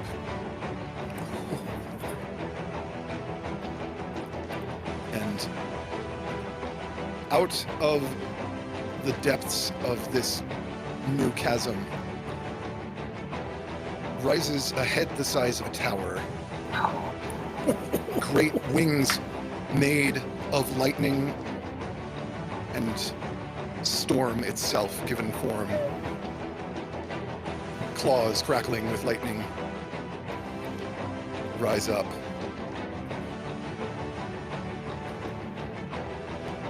I have found you. Roll for initiative. Roll for initiative too. You do not need to roll for initiative. You are at the bottom of initiative no matter what, because you are working on the ritual right now. You're unable This is to... gonna suck! Okay. I put on Feather Fortress once I heard Zerafall's name. I will absolutely allow prep, like pre-transforming, putting up Feather Fortress, all that kind of thing. Like, You guys are- could I like do rope trick and try to get Rin up there? Like, I don't know. That's a good idea, but I think it You might might break need to stay there. concentration. Yeah.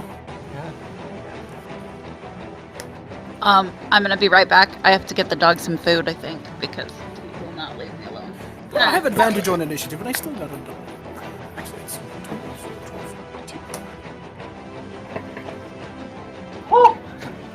That's a natural 20 with a total of 24. Nice. When it counts! Yes! 24? Yeah. And Daniel, do you mind putting the initiative order in the chat Yeah. once you're ready? Just... Easy enough. Just see what you got. What you got, Chris? 22. 22, nice. Heidi, what you got? 8. Respectable. You're still one that goes lower than you. Really bad.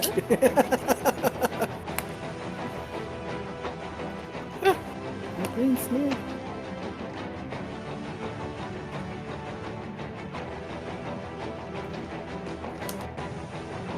Phone.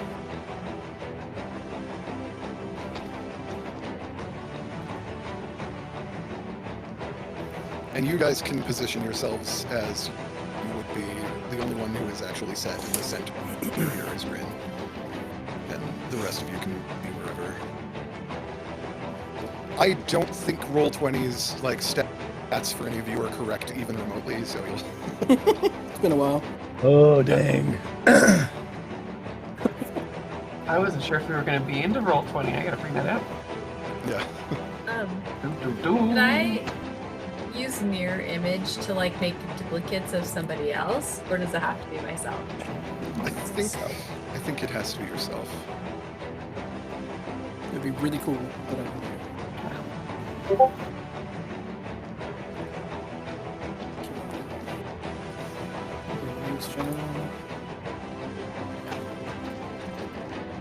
that's what's I got.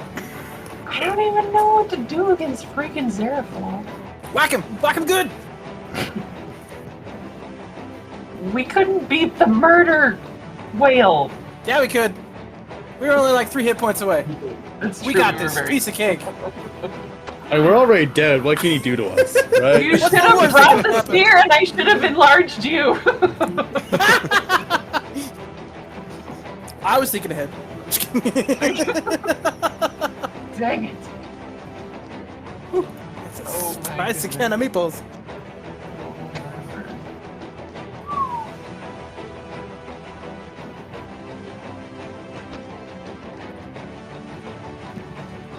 There we are. Okay. Okay.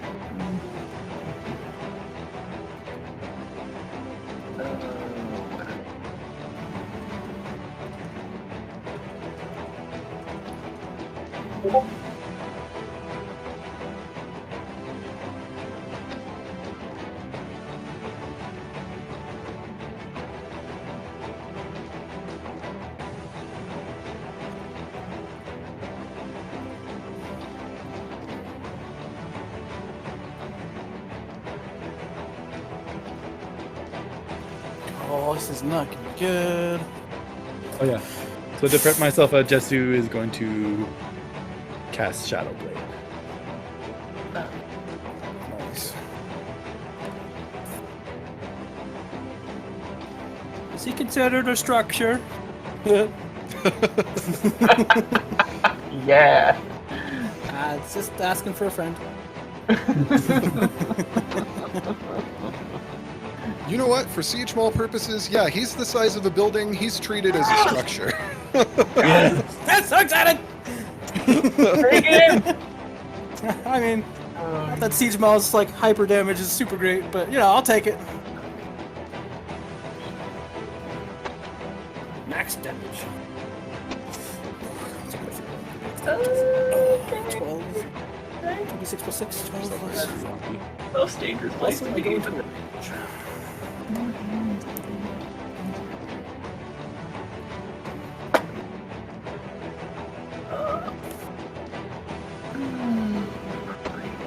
It's very effective. Like, and if you're concerned about the stakes of like, well, we're already dead, what's a little more death? They're like, if you guys fail, he absorbs the mantle of fate and the mantle of death and becomes the dragon god of death and fate. And that's I'm just assuming our Yeah. I'm just assuming our souls get obliterated. Yeah. among other things, yes. Like, you get a little more dead, and Zerafal basically might like own the universe. So. This is awesome. Oh my god. Yeah. Okay. Yeah, I think that's all I did. Oh. Yeah. Let's see. Green is HP, blue is shield, AC, and red is passive. It's been so long. Something along those lines. Wait, can you say that again? Pretty sure green is HP, blue is Yes. armor class, and red is passive perception. I remembered! Yes! It's like the Which first one time is- ever. Which one is perception? Red. Red. Red. It's passive perception. I remember green and blue because it's like, you know, HP is green, and then Right. shields are blue. Shields are blue, like Shields is always steel, blue. yeah, yeah. Great, yes. He's got 2 hands! So do I! We all got 2 hands! Oh, wait. Yes. Party cake. It's the master Okay. hand versus...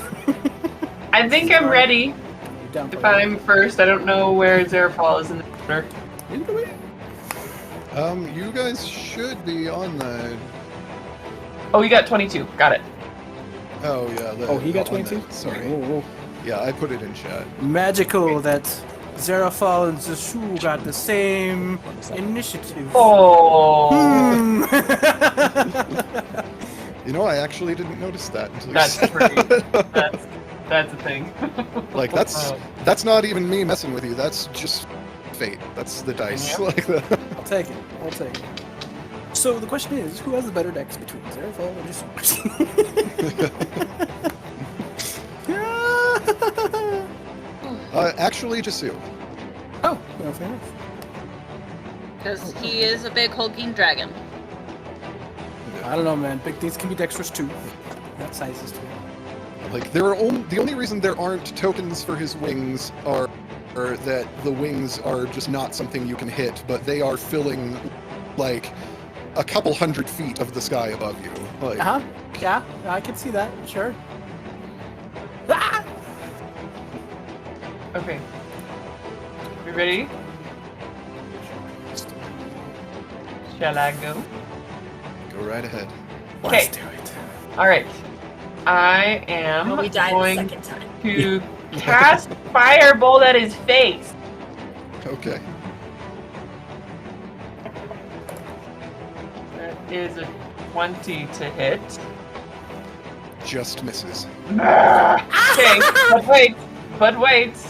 If I miss, I can spend 2 sorcery points and re-roll the d20, but I must use the new roll, so it's a chance. That's 2. I'll use a seeking spell. Okay, let's try that one more time. Gotta get better than a 12. Come on, baby. You know what his AC is. Jeez. Oh no, that's a natural 1. So like, try to focus in my magic, and it just goes wild. Yeah. And, yeah, sorry. And and then after that, I'm going to ready myself with a patient defense so that I can stay ready to be by Rick's side. Okay. All right. Well, Jasu is next. Zerafal is going to use a legendary action, Naturally. and Eat us up. he like throws his head back, and his wings just kind of like out, and lightning strikes directly into the top of his mouth as he like goes up, and there's just this burst of thunder, and all of you No. have to make a con save. On Alright.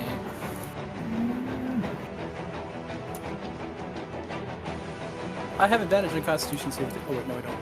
22. Oh yeah, there we go. 22 that is just succeeds. oh, yes, good. Oh my gosh. Oh nope, I do not. Oh. succeed. Oh, come Dang. on, save. Oh, come 11. on, baby. No. Yeah. 13. That's an 8. We're all going down, boys. It's going to be real bad.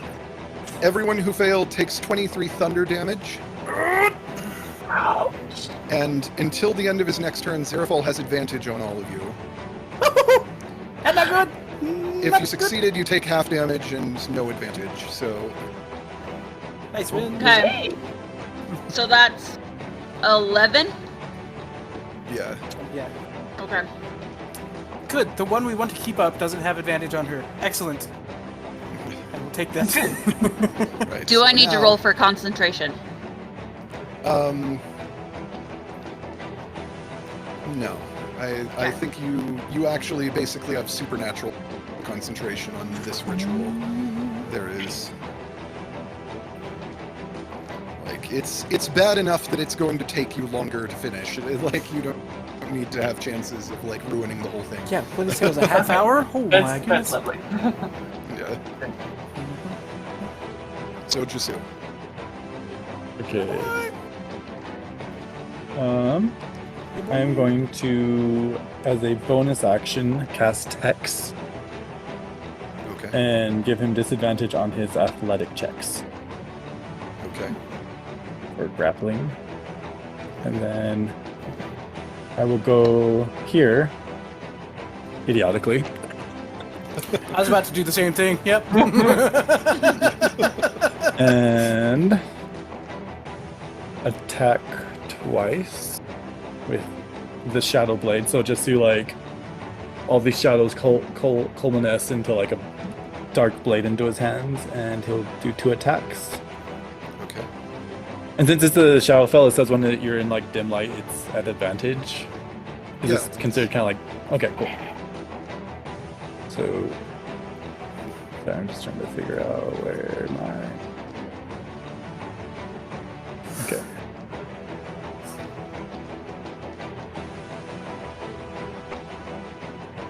Okay. First one is 25 to Really? hit, That hits. and the second one is 20 to hit. Misses.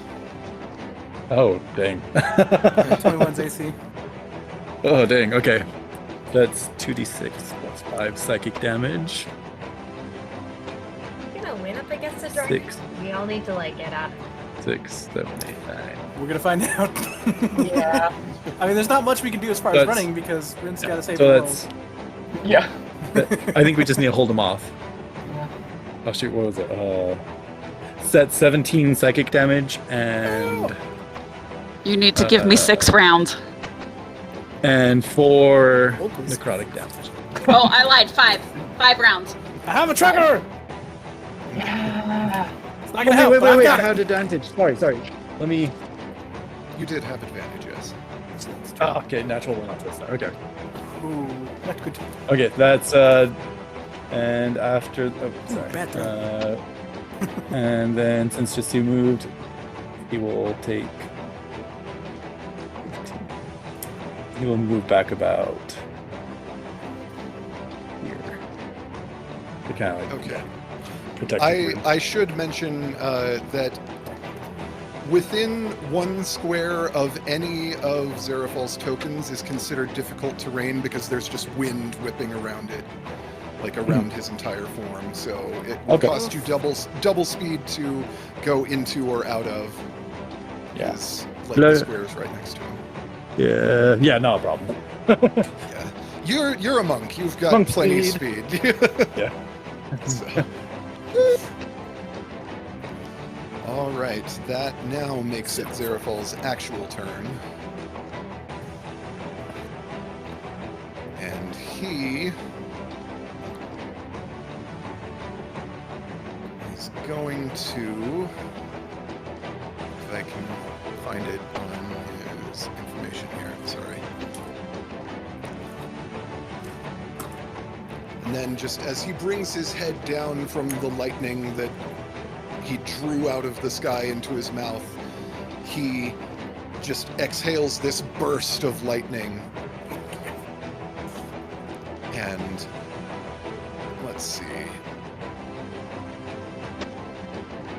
It is a 5-foot wide line, so he's going to only hit Tamati and Jisu with that because he's most interested in Jisu. Good to know. So you guys, the two of you, make a dex save. Oh, Does this count with the evasion? Yeah. Is this a dex against effects I can see while not blinded, deafened, or incapacitated? Should I get advantage? Not that it didn't help! Roll better dice! You're supposed to be like saving underdark dice. That's so great. That's not great. 9.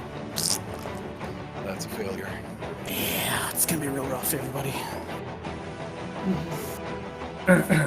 20. That is a success. Woo! So no damage. Somebody made it out alive. No damage for you. Just 77 starting to damage yell. for Tamati. Oh, Lightning damage, as you just might It's expect. 77, right? Yes. Oh! just cursing Zarafal in Draconic. Yeah. Just imagine that Tamati just soaks up all the lighting and just who's standing behind him like, thanks. And for your peace of mind, that is a recharge attack. He can't just whip that out every turn. That's helpful. Still hurts.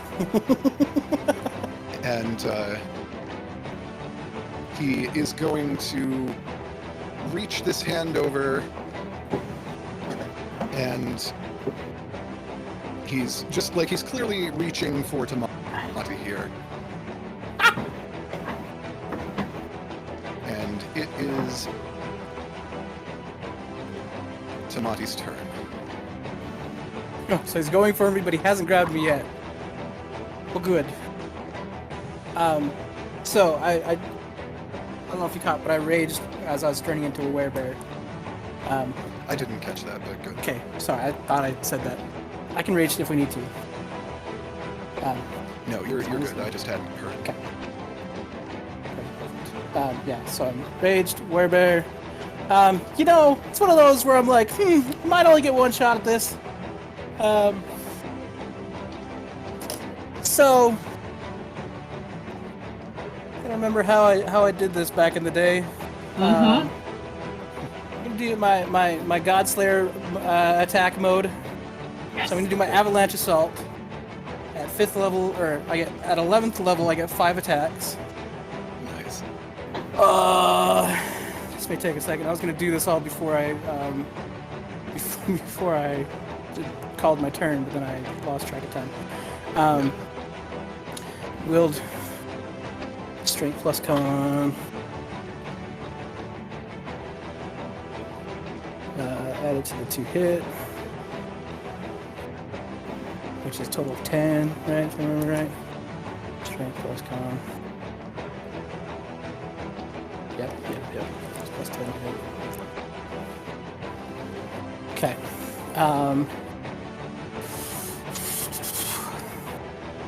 Attacks the miss, deal half damage. Which basically means full damage since you are treating him as a structure.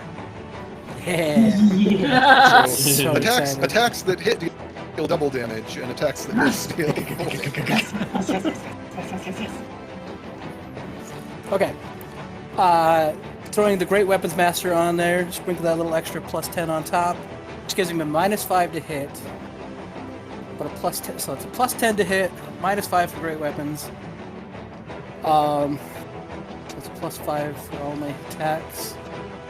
Going Reckless. 'cause Are he's you already got advantage attacking on the me hand? anyway. Are you attacking the hand that's coming, like the claw that's coming for you? Yeah. It's closest. It looks like it's headed toward everybody, so. You'll have advantage on all of these then, because it's he's actively going for you. He's not trying to dodge. He's like trying to grab you right now, and Yes. Perfect. So, Yes. All right, here we go. Yeah. So Great Weapons Master, Raging, Roundhouse, or not Roundhouse, Avalanche Assault. Let's see, okay, here we go. First attack. Oh, these dice are garbage. That's a miss. Because it's a 9 plus 5, 14. So bad. I might switch dice here in a second. That's better, that's better. Okay, so that's still not enough. 15 plus 5 is 20 to hit, so that's a miss.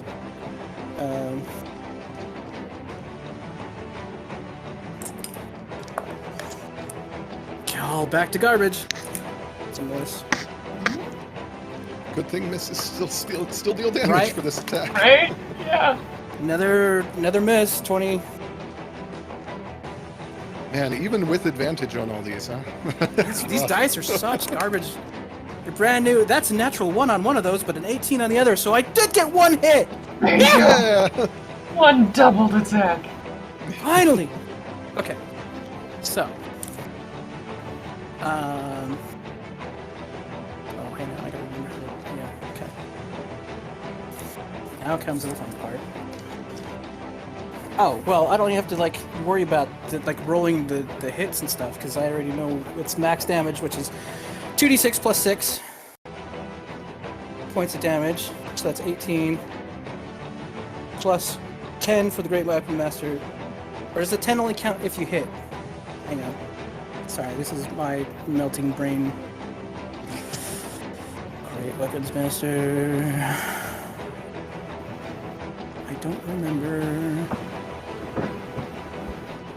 Minus 5 to hit, plus 10 to damage. So I guess technically if it hits, it gets damage, but since I missed, but it still deals damage on a miss. And if you're still dealing damage, I think you'd get the benefit, whether you technically hit or not. So. Okay, perfect. Okay, so it's...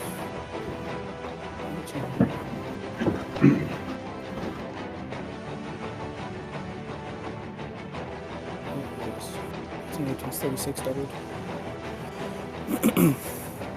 No, I only double the dice. Never mind. No, we double all damage, yep, on that one. Because it's not a nat 20, it's just a hit. Math is fun, math is fun. Reverse math. That's not as fun. Guys, I love math pretend. This is really math I've done in like a week. This is great. So, quick question. Yes. I still have everyone's name in my Book of Shadows. So, would, where did it go? I just had it. Gift of the Protectors still apply. I do not remember what that does. Or how it works. So, Gift of Protectors, a new page appears in your Book of Shadows. With your permission, a creature can use its action to write your name on that page. When any creature whose name is on the page is reduced to 0 hit points but not killed outright, the creature magically drops to 1 hit point instead. Yeah, that would still apply. Okay. Excellent. Just so everybody's aware of that. That is good. Excellent.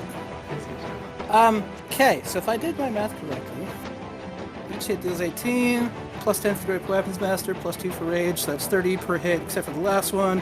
So, which is a 48, so 168 points of damage. Missing most of them. Just walking up, just... And then with my bonus action, I invoke Duplicity, so I have now 2 of me. And then both of us just roar, just... Yeah, so instead of flinching back from the approaching claw of Zerafal, Tamati just charges in, roaring and swinging wildly, and just like rips into the claw as it's coming closer. Which will, well, it would bring us to the next turn, but there's going to be another legendary action now. Whoa. And Oh, I take it back. Great Weapons Master is a bonus action, apparently. So, there's not 2 of me. But there would be, if I could.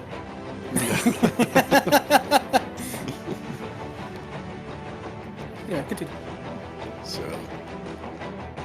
up from the mist, Zarafal's tail lashes up and just kind of like waves over this left side and is going to make an attack against Jasu. What a shock, I know. Oh, I'm gonna be shocked. Really?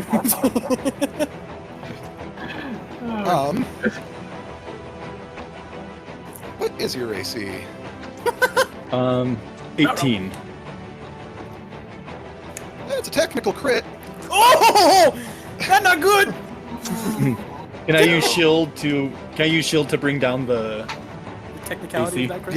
Yeah, you can bring it Okay. down to a regular hit instead. Okay, I will do that. Okay. Shield. Yeah. Ah, dragon tail to the face. There goes my spell slots. Well used.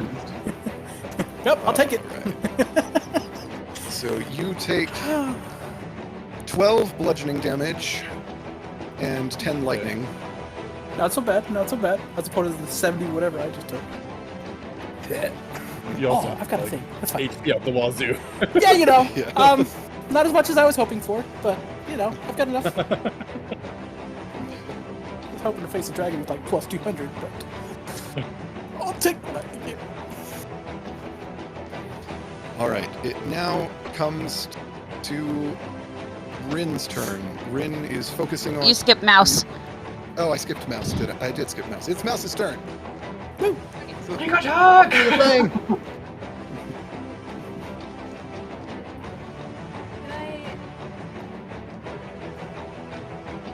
Can I guess, like, I'm just trying to understand what Mouse would know about her own spells and her own abilities.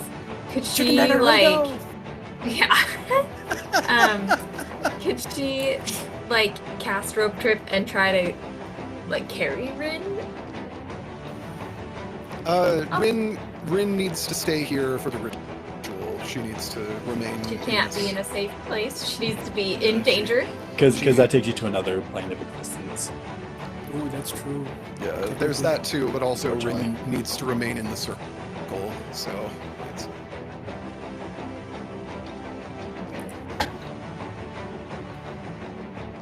Be smart.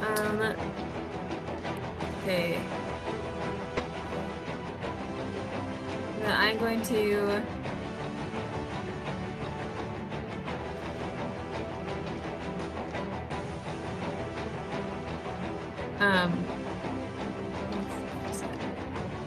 use cast mirror image. Okay. And then I'm gonna use my bonus action to do the steady aim with my crossbow. I'm assuming we got all our stuff right. You said they were on the statue. Yeah. Yeah. Including my boots? Yes. Okay, cool. That is Yeah. included in your style. So yeah. So I'm gonna have steady aim with my crossbow. Okay. I don't remember how anything works at all, so it's just...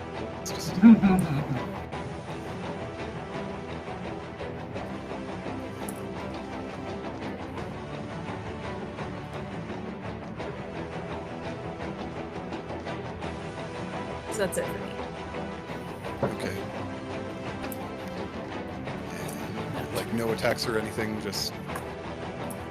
So the Getting ready. yeah, the what's it called?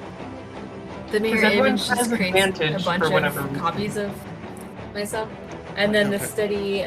steady aim just means that I get advantage, in hopes that I can get a sneak attack on the next Okay.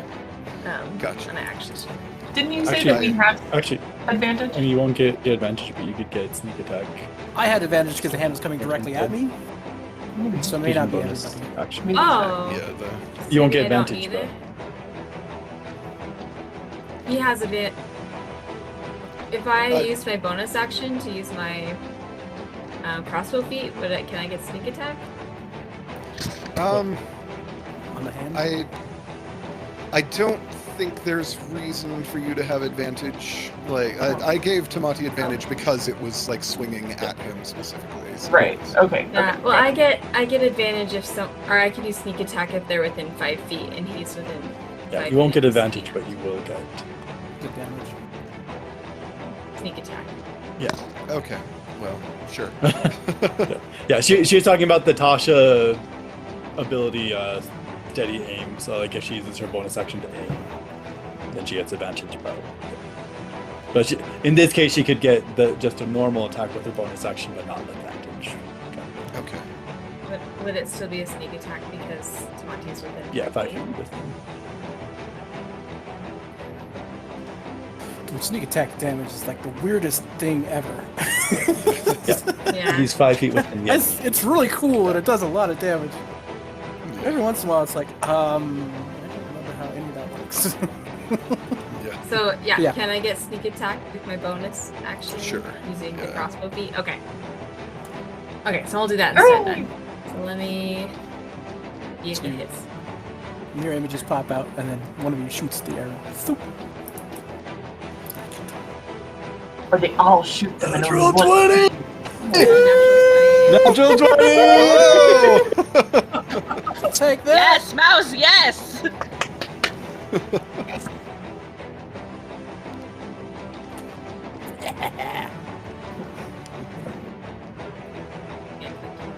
But it's the same.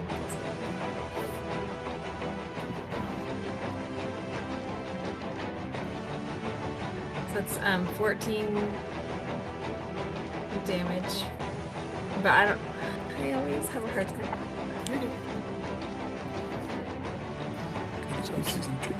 But so I rolled a 7 plus a 7. So max dice plus a roll plus your modifier.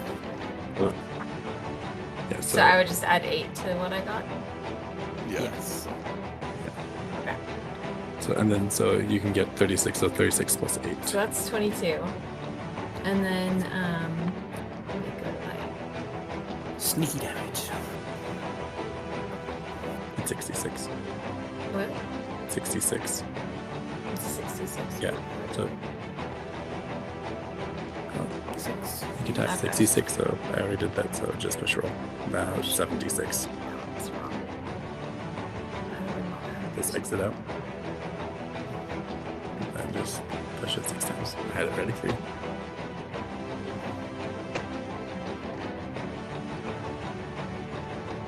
21. So 65 altogether. Yeah! 65? Because Nice. 65. Right in the Because when we cubes. get a crit, we take the full number of damage and then roll. So 6 times 6 is 36, and then you roll. So add that. I trust you. Yeah. Doing great. That's good damage. So, The Spanish Splinter.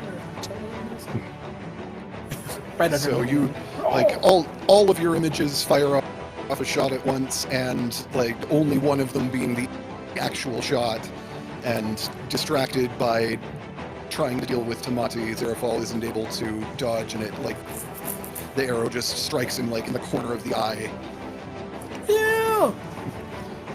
rears back, and then like that eye turns to fix on you. No!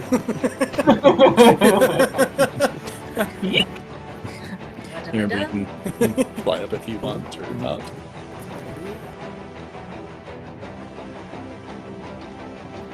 And legendary action.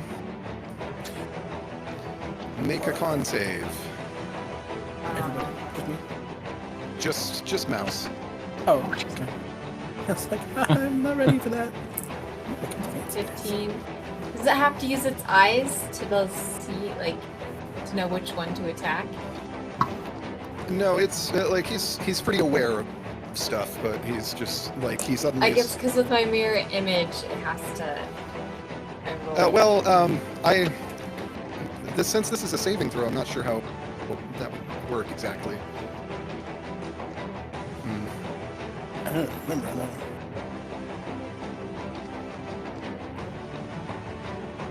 Well, I I rolled a 15.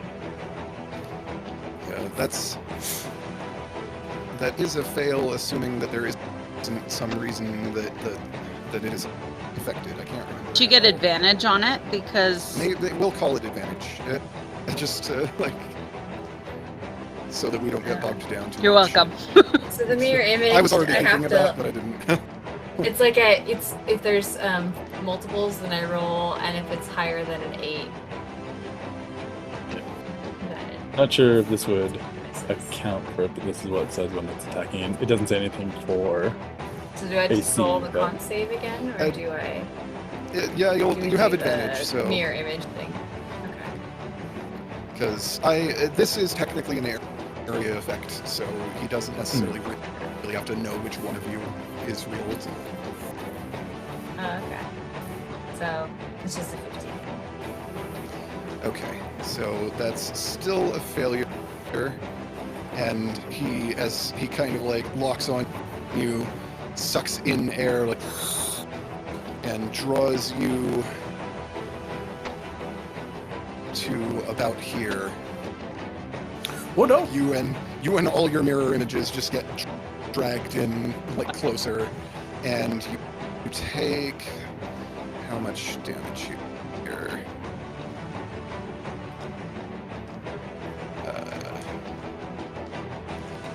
20 thunder damage.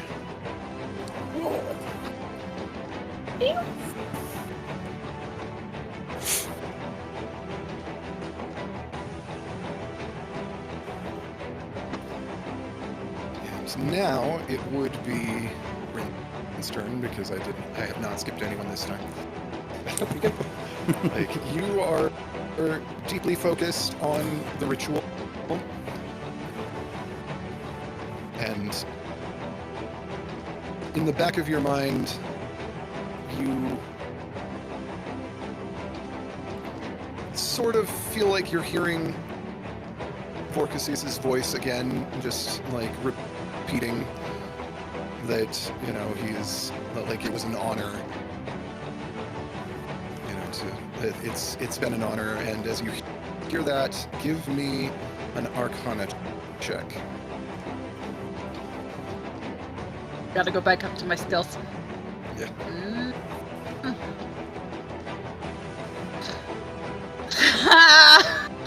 That's a natural one, so 7. Oh no! no! Okay, we add 1 round to how long it takes you to complete the ritual for the nat 1. Oh no! Yeah, sorry guys. Oh good. New skills, who dis? Skills who dis. Can I RP real quick? Sure, yeah. Okay, so as I hear his voice in the back of my mind, just a single tear falls over my rune illuminated cheeks, and Oh, you know what? I forgot you gave us that RP. I liked that so much. I'm giving you advantage on your RP. yes, So just because that was. Yeah, that was awesome. I just liked that. So Great. I'd forgotten about that. oh, that's better. 15. We'll call that retroactive inspiration. It's fine. Yeah. 15. Okay. So, Woo. I'm going to.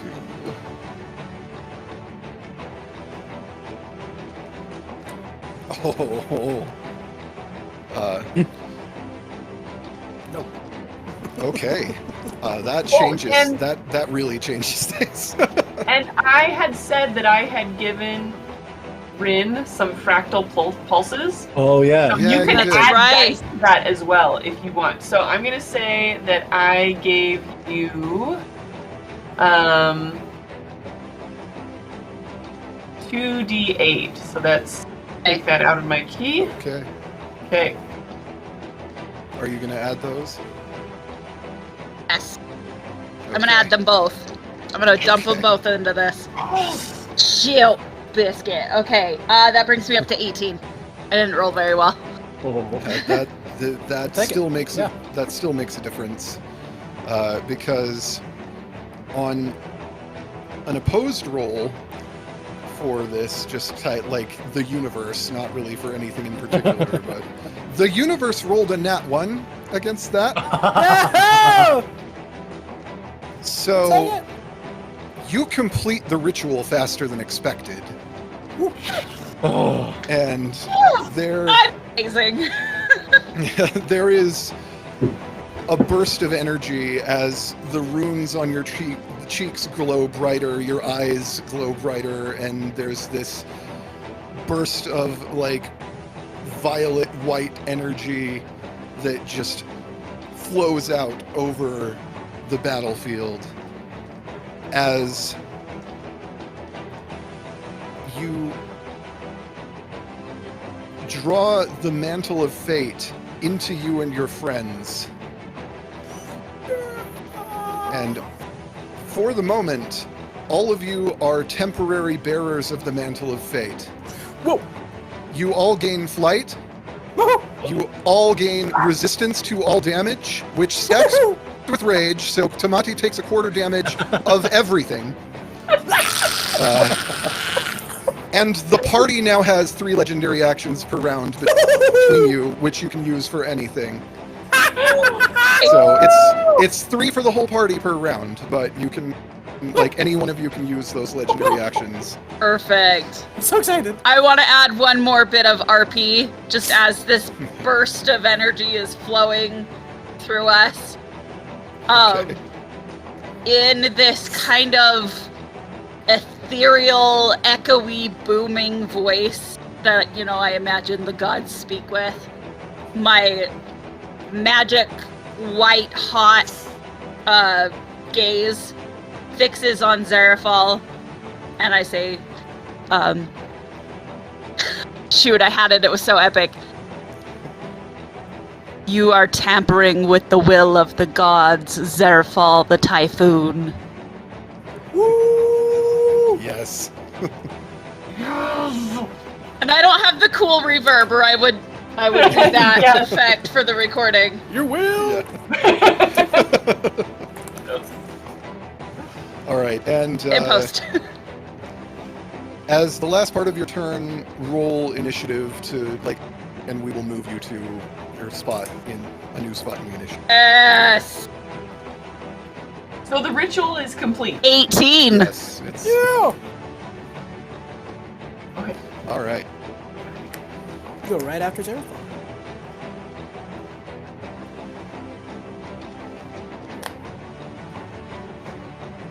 Which will bring us back to Zephine's turn. Okay. So Oh, and the one more thing from the Mantle of Fate. You all have 30 regeneration per turn. Oh yes. Whoa! You just, at the top of the round, everyone regains 30 HP. Yes, baby. Oh. So I can I take 30 back? accept. I'm so That excited. stack on our max Does that with temporary HP. Not temporary HP, no, but Okay. it will bring you to Okay. your max if you're below, Okay. That was Does what I that needed happen answered. now? yeah, or- beginning of the by the Yeah, way, we're- Oops. We're at the top of the round, so everyone who Top is is taking 80. damage just regains 30 HP right now. Right now. And then Zephine's Max turn. HP is 80. Your max Okay. HP is 80. So Oh. I am going Special to item dominates. weigh the balance with Okay. Hesbury's gift, and I will roll my d. to see if I get. And this should have been One plus my cup. Okay, so I go back.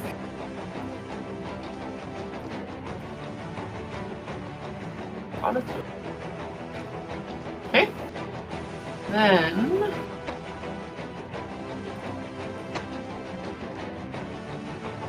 Okay.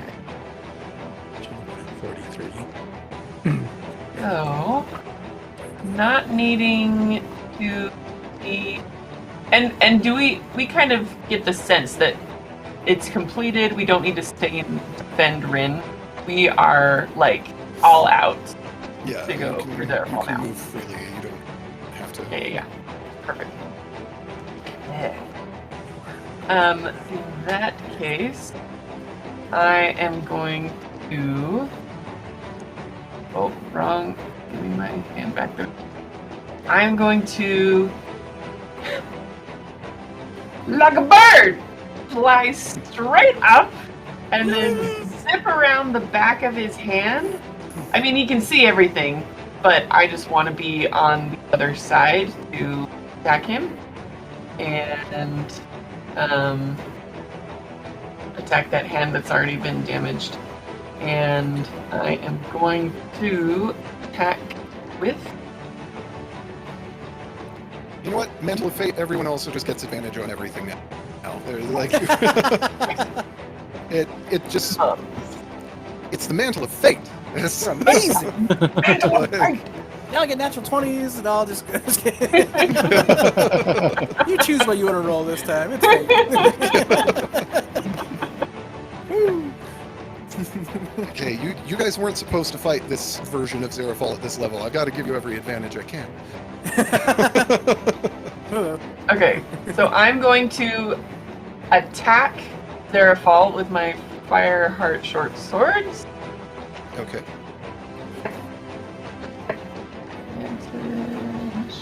Come on, animation. One more time. Come on, advantage. Rolled the same thing twice? What? Okay, so that's a 15 to hit on my first attack, so that's a... Then, second attack for that action. Come on, advantage! There we go, there we go. That's what we like. 27 to hit? That hits. That will do it. It's not going to be good, but it will do it. Okay? Then I will get that is 9 fire damage.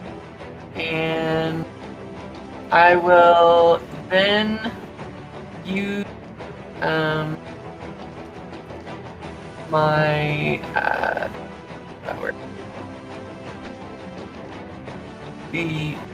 get out of the way, clear. Whew.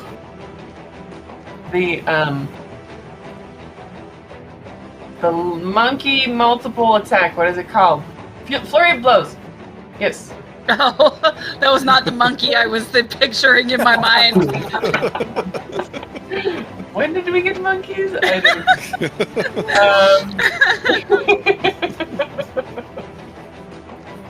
Oh, and can I make that hit also a stunning strike? Yes, I can. So I spend a key to make that a stunning strike, or at least try to. I don't know if he can even roll that low. What save is that again? It is a con save, and it is presently 4. Does a 32 succeed? Yeah, but I had to try. Always worth a try. And just a couple more quick strikes, because what? Question. Since we have the Mantle of Fate, does he have disadvantage on his con saving throw? I don't know. He's probably got like a plus 19 to his con, so it's like that. Right? He has an extremely high con save, so I don't know if it would really. Yeah, he can't fail that. His con save bonus is plus 14. He literally physically cannot be stunned by you. It's just not. That makes sense. That totally makes sense. Okay. So then the first flurry of blows is 25 to hit. That hits. Okay, and that is 8 bludgeoning damage. And then second flurry of blows. Okay, 22 to hit. Was that enough, or was that just hits, yes. It still hits. Okay, good.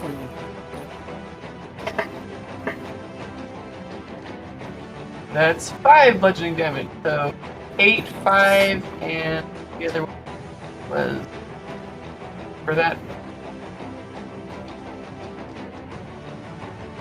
5, 9 fire. Okay. Yes. Sure, so. So, as with each strike that you land, you see there's a little burst of this violet-white energy that was emanating from Rin's eyes, and it just that seems to be making everything just hit a little harder than it already would have. I like it. Okay. And because I'm mobile, I want to also fly back over here. I don't want to hang out by his hand. Hey, that's it. All right. He is then going to use. Can I use one of our legendary actions? Sure. I am going to, with this, like, heated, fate, necrotic energy, I'm going to just kind of extend my hands out, and this wave of black, necrotic energy shoots at him, and I would like to cast Blight. Okay.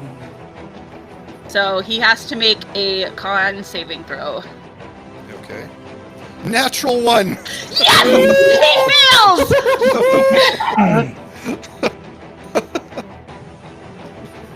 Yeah. Because even with the 15, my DC is 20. Yeah. Okay, wait.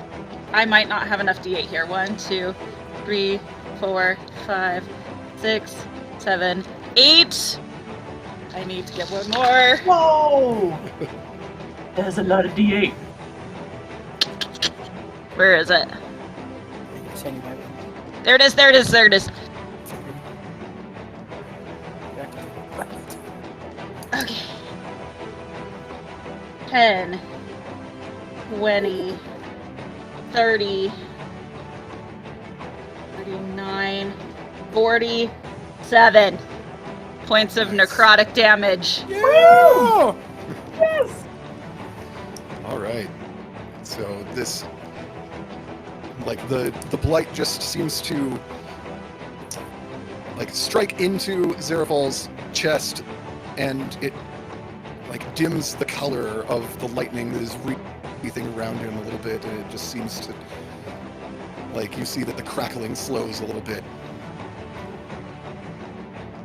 He reels back, and for the first time in all of your encounters with him, you sense something that Zarafal has likely not felt in thousands of years: fear. Yeah. And now he is going to use his legendary action and recharge his lightning breath. And he is going to, this time, hit a line of Tamati, Rin, and Zafine. Make... It was dex saves. Oh, yes. Thank you. Happily make New dice. dice. Dumb. These are brand new God. dice. I still need to get new dice. That's a 27. 13. That It's doesn't make dex save. 27. nice. That's a success. 14. That's a failure. Yeah, I failed too. I got 13. All right, so half damage for Zafine and technically Tamati because of Oh, that's right. the. And I mean, well, half damage. Half damage for quarter damage for Zafine and Tamati, and half damage for Rin. Because I'm a vampire, baby. So. And also we hold the mantle of fate. So That too. everything is halved. Yeah. So it would be at full damage 62. lightning. Quartered. 31, halved, and then 15. Yeah. 62, 31, 15. Okay. Math! Yay! And that will bring us to Jasu's turn.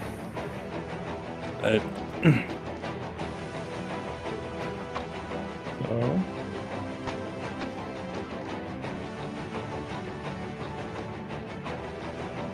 Jasu will fly right behind, towards the back of his head.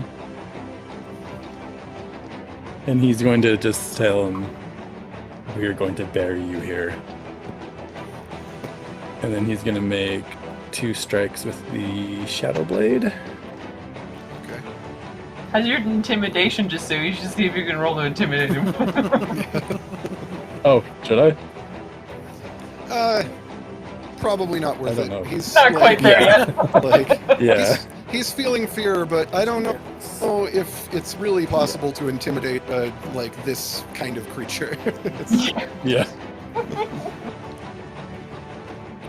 Alright, let's see. I kind of imagine he's old enough to be an ancient dragon, isn't he? He's older than the most ancient dragons in the world. He is the oldest dragon in existence still that is not a god. I was gonna say, he's practically like part of the creation of the Tyrileth as we know it. He's slightly younger than Bahamut and Tiamat. Yeah.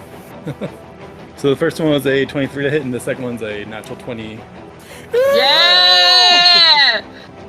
Right, so... Yep. Yeah. So the first one does 12 psychic damage and 1 necrotic. Second one is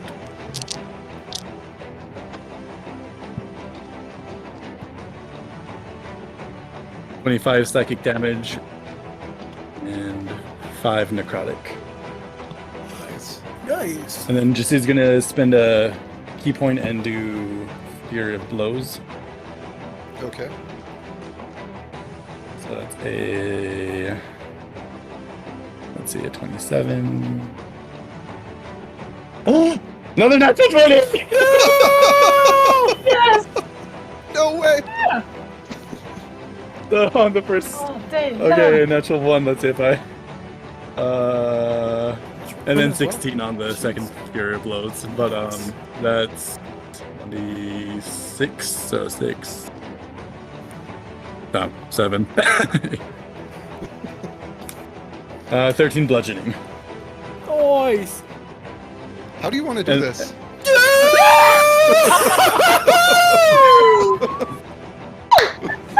So, Poet all justice!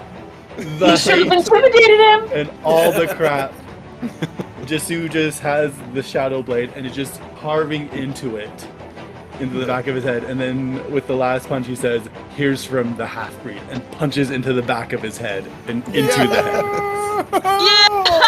Yes!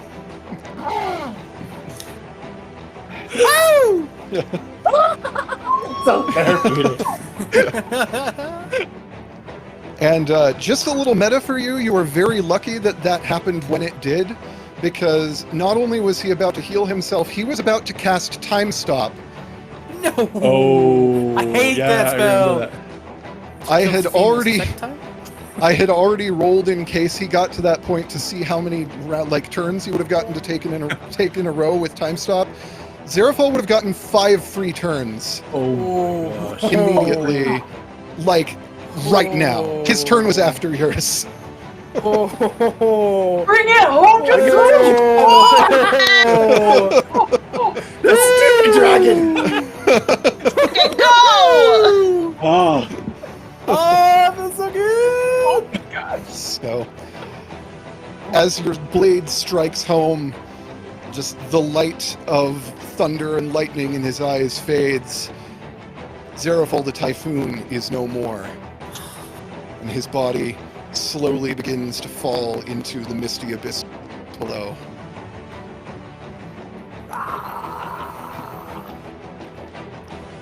Go! As that happens, the mantle of fate that all of you have been channeling through your bodies finally begins to react with the mantle of death that is still held within Rin. And you watch as the violet energy that has been forming these runes on her face and the light in her eyes just bursts in a pillar towards the sky. The only way to describe what's happening is to say that you see the sky draw closer. The net of stars tightens, and soon there is no night left in the Shadowfell, only blinding light, as all of the space between the stars disappears. The air around you grows denser. Each breath feels almost like you're inhaling a hurricane.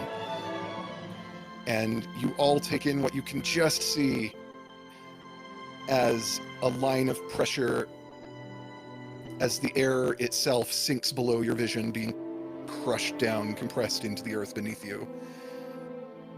The stone cracks, it crumples, it falls away towards a central point somewhere far, far below. You remain floating here. And then there's only white, as now those stars that you saw growing closer to one another have arrived. When your vision returns, you realize that all the light in the universe, all the light that is now below you. Every atom of matter condensing, shrinking, growing brighter, so bright and intense that if you still had physical forms proper right now, the light alone would vaporize them instantly with the energy that it is just radiating. Not even to talk about the heat that is being generated by this. Soon, all of that light is infinitesimally tiny, like a pinprick in an infinite canvas of emptiness, through which shines the light of all possible pasts and all possible futures. And for an instant and an eternity, it just hangs there. And then it bursts. No mind, physical or spiritual in nature, could even hope to begin to perceive anything specific in the motion that ensues. For a few moments, there's just color and light. It's like you're standing inside a hurricane of flames and rainbows.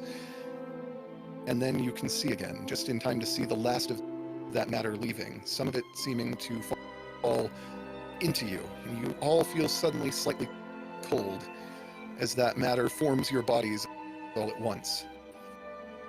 And you see a ball of fire cooling below you, setting into a world, stars swirling above.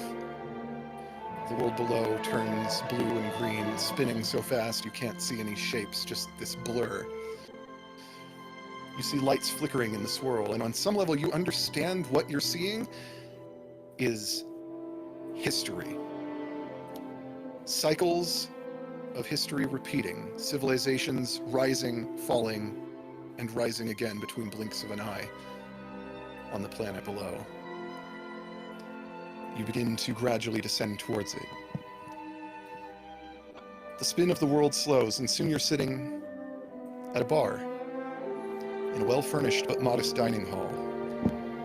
It's late in the evening, the outside a deep dark blue through the windows. A calendar hangs on the wall, and from the crossed-out days you can see today's a Course Day, the 30th and final day of Frosthard, the year 4223, fourth age of wisdom. You can see snow gently falling outside a window, framed on both sides by lush tapestries. Though there are torches hanging throughout the room, only 2 of them are lit right now, and a fireplace crackles away on the western side of the room, bouncing light and warmth across a polished wood floor. The stage is empty and dim, and yet you hear music. There's a violin somewhere playing a familiar tune, an old standard, The Lady of Liorn. The tavern is comfortably busy without being overcrowded. The air is filled with the low buzz of maybe 20 other guests having their own conversations at a few tables throughout the hall. Behind the bar, you see a nearly 8-foot-tall Goliath. Under his white apron, he wears a fine white button-up shirt with a double-breasted brown vest with a white jabot and a pocket watch on a gold chain. And as he's turning around with a smile on his face, he says, Welcome to the new giant skull. What can I... And his face freezes as his eyes focus in on you. And that easy smile slowly fades to a look of shock on the face of Maleko Hoku. Veil's Mercy. The Emerald Wing. You're alive? And that music that you've been hearing stops. The door behind the bar to the kitchens opens, and a dwarf's face leans around it. And you hear, "What in all 7 of the hells? And a few more besides!" And Bior rushes out, jumps over the bar, and just, like, embraces whoever's closest. And he's yelling, "Varisa, get out here!" Like, and just... And we'll just quietly zoom out from the new giant skull in Kaidon. Perhaps not the Kaidon as it was, but Kaidon as it is now. And that's where we will end for tonight.